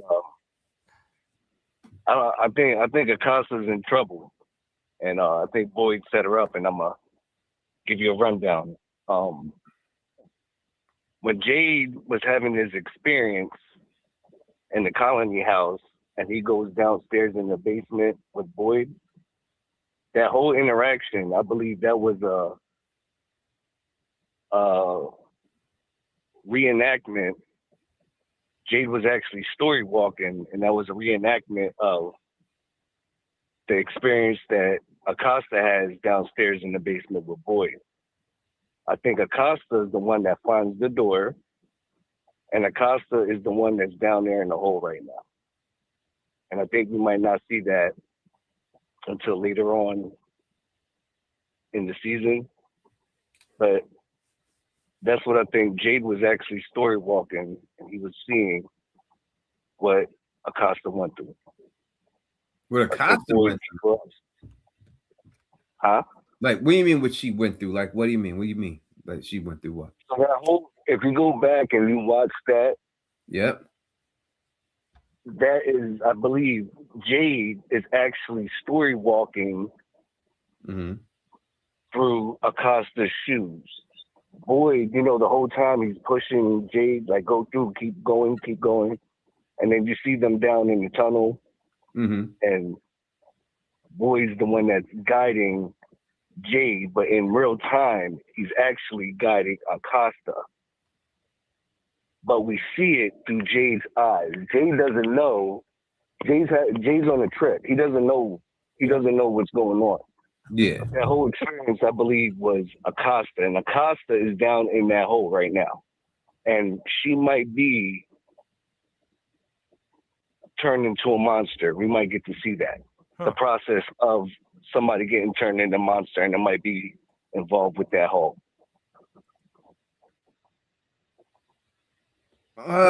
Interesting. It's very interesting. I'm trying to see how it would work out. Like, I understand what you're saying. You're saying that he's really seeing Acosta do it. Jade is like watching a future version of Acosta and Boyd walking through that hole together, is what you're saying, like that? Think about it like when Julie goes through, when Julie does it at the ruins, and what we see is, we think it's Julie dropping the rope. It's not Julie dropping the rope. It's really Sarah dropping the rope. Julie is walking, story walking, or walking in Sarah's shoes, just like Jade was walking in Acosta's shoes at that time. It's called astral projection. It's an outer body experience. Yeah, I understand what astral projection is. So you say, but the show calls it story walking. No, I feel what you're saying. I have to think about it though. I have to think about it. I'm not sure on that. I understand what you're saying. I gotta think about that one though. It does Because if you think about it, the only person that is not accounted for in that basement is Acosta. Acosta is down in that basement, or was down in that basement. And she was down there with Boyd, and she tells Boyd, tell me why the fuck we're really here. That whole thing, you got to remember, Acosta, she's already suicidal. And she said, you know, let me go out into the woods and blow my head off. Instead of her suicide being a waste, Boyd is actually sacrificing her, giving her up, just like he gave up Randall. Mm-hmm. I mean, I'm going to. Ooh, everyone, just for the record, while we're waiting right now, I don't want to tell you to leave this video for a second, but leave the podcast for a second, because Teflon TV just posted a video, the breakdown of the new promo of like Tony's multitasking over here. He's posting videos in the live stream. Look at the magic scheduling over there.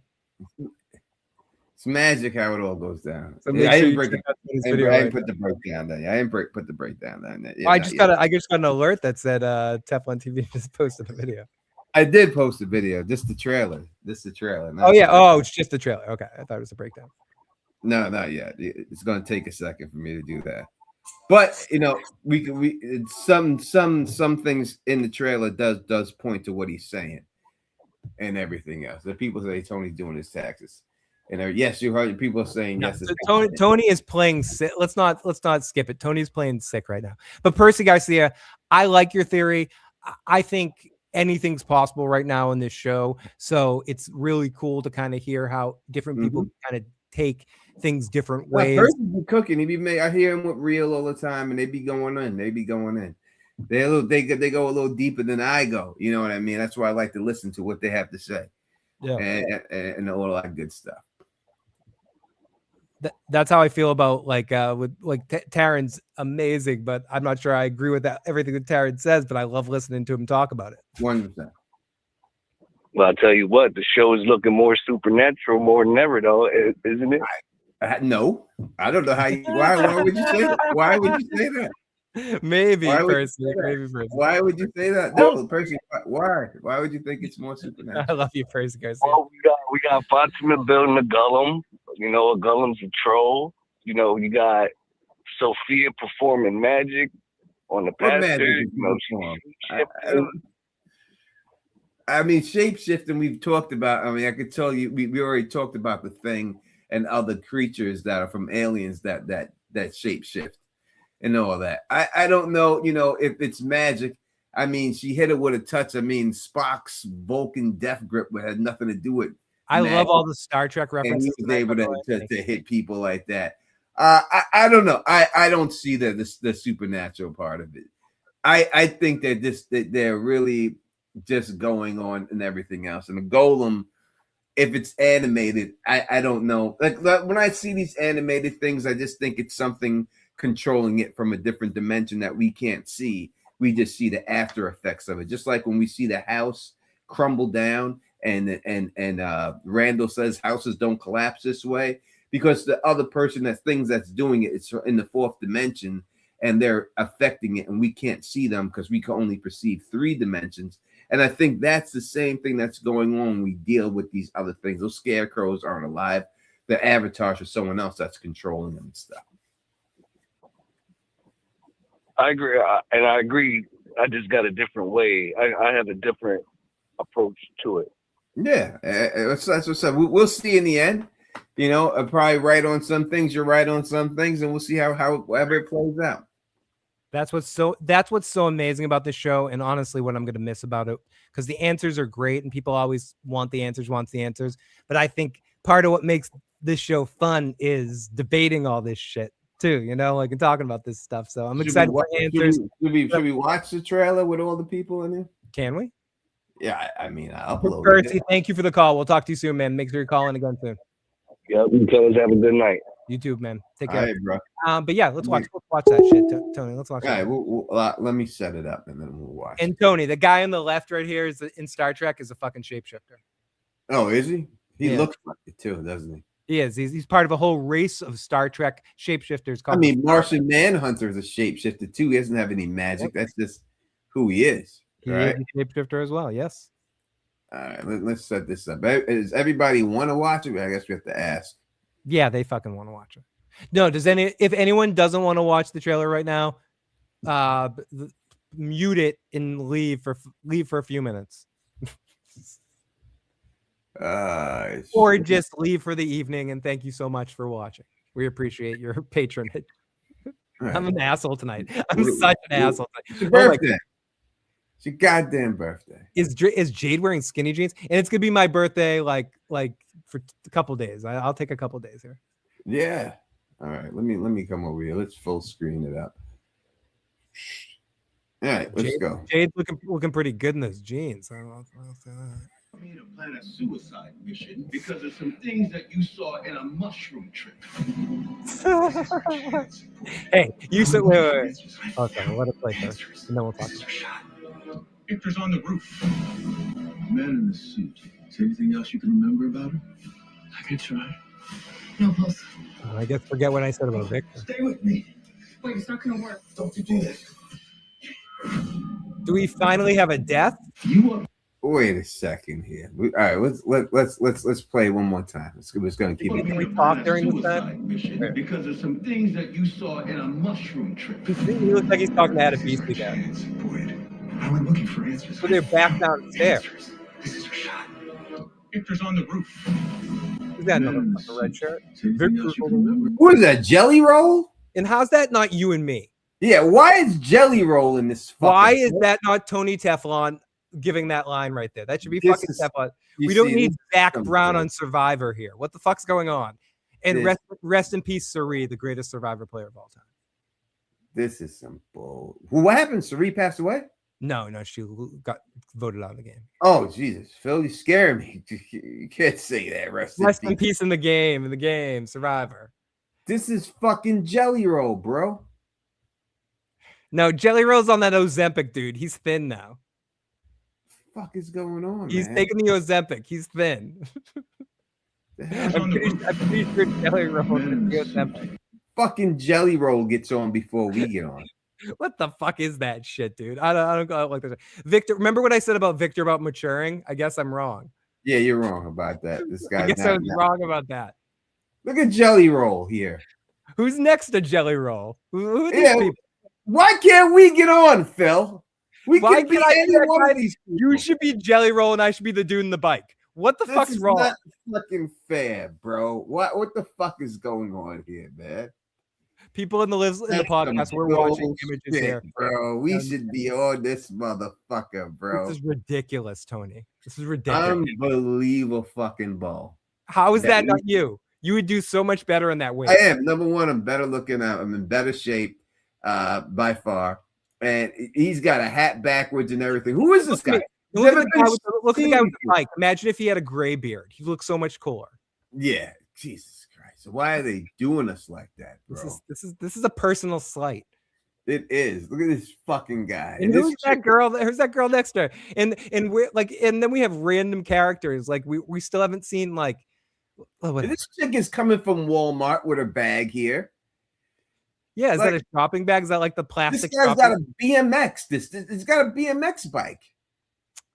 How did he get a BMX bike? Pee Wee Herman's big adventure bike. That's this chick is hippie. Remember the Alamo? I mean, she's hippied up here. She's looking at Victor's on the roof. How do you know Victor's on the roof, man? I don't fucking know. Jade, look at Jade. Oh my goodness. Go back to Jade. We're gonna go back to that one shot of Jade.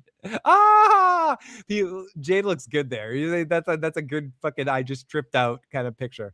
Like he's dude has tripped. So it must be something that he wants them to go into the tunnels for something. And we see the door with Acosta, my beautiful woman here. Oh, she's finally back. Yeah, and we see her there in the background. In there, they find the doorway and everything, and they're both. Look at Boyd in there. I know this is just the shot, but Boyd looks like he just let out a fart. Yeah, he's just like something happened here. He's like, oh, sorry guys, that's a smelly one. He's gonna And the use. Costa's just in the background, just looking at him like, what was She's like, that? that stunk, dude. That's It's coming back towards me, brother. Or you could have turned, Jade. So so what do they see here? What do you think they see here, Tony? I don't even know if it's a real scene with them there. I mean, Is this more vision-y? All right, let's take a look from the beginning one more time. You want me to plan a suicide mission because of some things that you saw in a mushroom trip. This is our chance. I love the shoulder shrug. I'm looking for answers. I found answers. This is our shot. Victor's on the roof. Man in the suit. Is there anything else you can remember about her? I can try. No, boss. Come on, stay with me. All right, who is this in the floor? Do you think it's fake Sophia? Do you think this is? I mean, but you got Tabitha in the background. Does that mean it's Julie or Ethan? He said she has no pulse, right? Play it again. Let's listen. Stay with me. Wait, it's not gonna work. Don't you do this. See, Tabitha reacting like that, you would think it's Julie. Yeah, maybe Julie having a episode. I'm not going back far enough from that. All right, let's go back to here. Let's see. Wait, it's not gonna work. Holy shit. Over here. Jump. Remember about her? I can try. No pulse. It just says no pulse. It's not gonna work. Don't you do this. Just says no pulse, so we don't know if it's Jade. So why would Tabitha be acting like that unless it's something to do with her? Or and Jade. Again, it's not going to work. Wait, it's not going to work. They're in Colony House. It could be Jade. No. Man in the suit. It could be. Anything else you can remember about her? I can try. He's going at, or Victor. Jade or Victor. Considering the rest of the trailer, it's probably Jade or Victor. Wait, it's not gonna work. Don't you do this. Or Victor's dad. Could be Henry. Yep. Good point, Tony. Henry too. It could be Henry. It could be fucking Henry. But the question is, we have our death draft, and I don't think any of us have gotten fucking points yet. I got points for Sophia being turning into the man in yellow because I took those easy points. But I don't. None of us have got any death points yet. No one's dead yet. Yeah, no one yet. I mean, you would think there'd be someone dead by now and stuff, but nope, not yet. Right? Like, there's no. Oh no, fucking red shirt guy in this episode died. Oh, no one can get him. We didn't even know he existed. Yeah, no. People saying Henry alcohol poisoning. Yeah, it's probably Henry. It seems like it's gonna be Henry. Maybe that's what drives Victor to the roof. Good point. You know what I mean? And then Victor loses it and goes to the roof and everything else because his dad died. Because Henry's fucking up. Yeah. Bacta is a forgotten about character. We won't see her much. No, she's not even in the show anymore. They just did her dirty. Next time we see her, Sarah will be working at the diner, and she'll just be a background character. Mm-hmm. She is we thought she might be a character, but she's not a character. She's a glorified extra. Yeah, she's not going to be leading the death march charge, but fucking Jelly Roll might be. It should be us on the death march. Leave Jelly Roll alone. We got to give him his flowers. That was a good wave. Jesus Christ, how can't we get on this damn show? So do you like the fact that they're taking a week off? Or it doesn't bother I mean, I don't care. It just gives me this more chances to come out there and live stream some more. So for me, it doesn't. I don't care. I'm cool with it. Yeah, and everything. So it just gives me a chance to live stream some more, make up some more theory videos, and everything else. Gives me a extra week just to put stuff out there. So I don't mind it. I agree. I mean, we grew up in a time where mid-season sweeps and all that sort of stuff were a thing, where it would be a couple of weeks and the show would go on hiatus. 1 week isn't too bad. I mean, I'm going to be doing after shows for House of the Dragon, so it does interfere with that. When did that start? It was supposed to be the season finale, but now it's a week out, so it starts whatever the date of episode 9 from will be. Oh, all right. So the first 2 episodes of that will be on the final 2 seasons, final 2 episodes. I will do my after show on like a Tuesday or on Monday or Tuesday or something like that. But Well, I guess I got to cover that show too. So, I'll I give mean, it a shot. you did not end up, you did one video, but you didn't end up covering. No, it just gets boring to me. I already see it. I know what's gonna happen. It gets boring. So you know, I already know. I read the books. I know what they're gonna do. It's just boring to me. I wish I loved Game of Thrones and A Song of Ice and Fire like I used to love it. I really do. Are you more excited for the next season of Dexter? Yes, 100%. Because I have no idea what's going to happen there. It's cool. I've been seeing some of the behind the scenes stuff. With So much better when you don't know any base material and you can watch it. And that's what's cool about From and 207 likes. We will gift away something then for you. I think that's decent enough.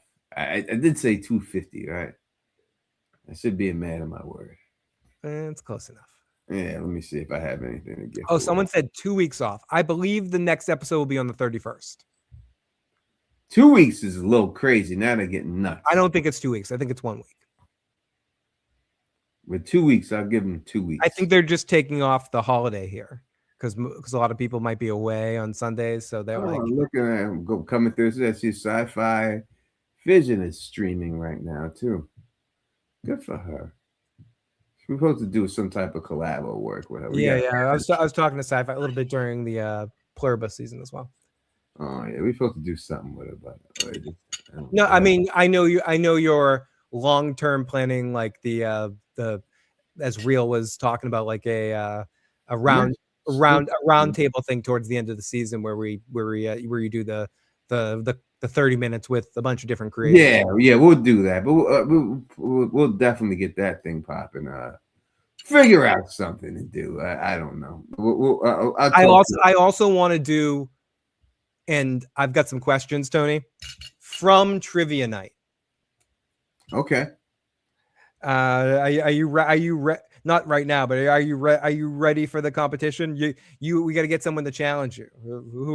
I'm ready for the Trivia Night thing. 100%. We could definitely get it popping. I'm definitely willing to do it and to go against people. They will think that it's set up and stuff when I win so easily.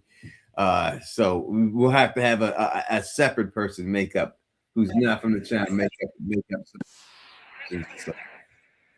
Why do you hit pause and the shit unpauses by itself? Like it shouldn't be allowed to do that. And it just unpaused by itself again. Luckily, I have the sound on. Shouldn't be able to do that. Let's see. Let's gift some stuff here. Gift some memberships. Can we gift? There we go. Booyaka. Join. There you go. Welcome to the party, pals. There we go. People that are listening to the audio cast, we thank you. If you're enjoying our stuff, we've gotten comments that people are like, I like how you don't edit and you keep it as a real conversation. Some people are like, I hate that you guys talk about YouTube stuff during a podcast. Either way, we appreciate you. Thank you so much for checking. Yeah, no, we're not in the editing and all that. We're not gonna do it. It's gonna be this is what it is, raw, and right to it. And that's just the way it's gonna be. You're gonna get it. Ooh, baby, you're gonna fucking like it raw. If we had a theme song, it would be "Ooh, Baby, You Like It Raw" by ODB. 100%. Big Tony, do you think Down as a plant? She's like, yeah, 100%. I've said it 1,000 times. Say it again. She's definitely in there working with the people on the inside, and she's gonna get exposed. She's the mole. Down as the mole. Yes, she's rolled. Victor going. You said Victor. Victor's growing up. He goes on a roof. I would have to. It has to be Henry dying. That's the only thing that make Victor go on the roof too, right? Probably. I mean, something happening to Henry. That's a good point, Tony. I think it's very clear the main thing that would get Victor on that rooftop is something bad happening to Henry. Yeah, especially right after that, he's gonna blame himself. They showed him the picture. Mm-hmm. Shouldn't have showed him the picture. Shouldn't have showed him the picture. Blah blah blah.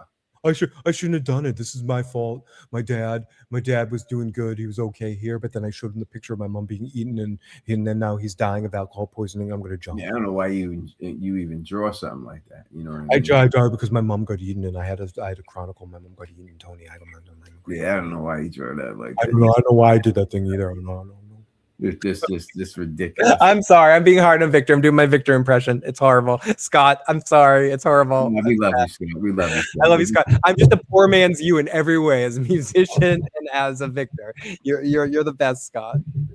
No doubt about it. All right, let's run off. I gotta get to bed. Obviously, I'm sick and I gotta work in the morning, so I gotta take my penicillin and hit the stack. I want to thank everybody out here again. Happy birthday to Phil the Issues guy.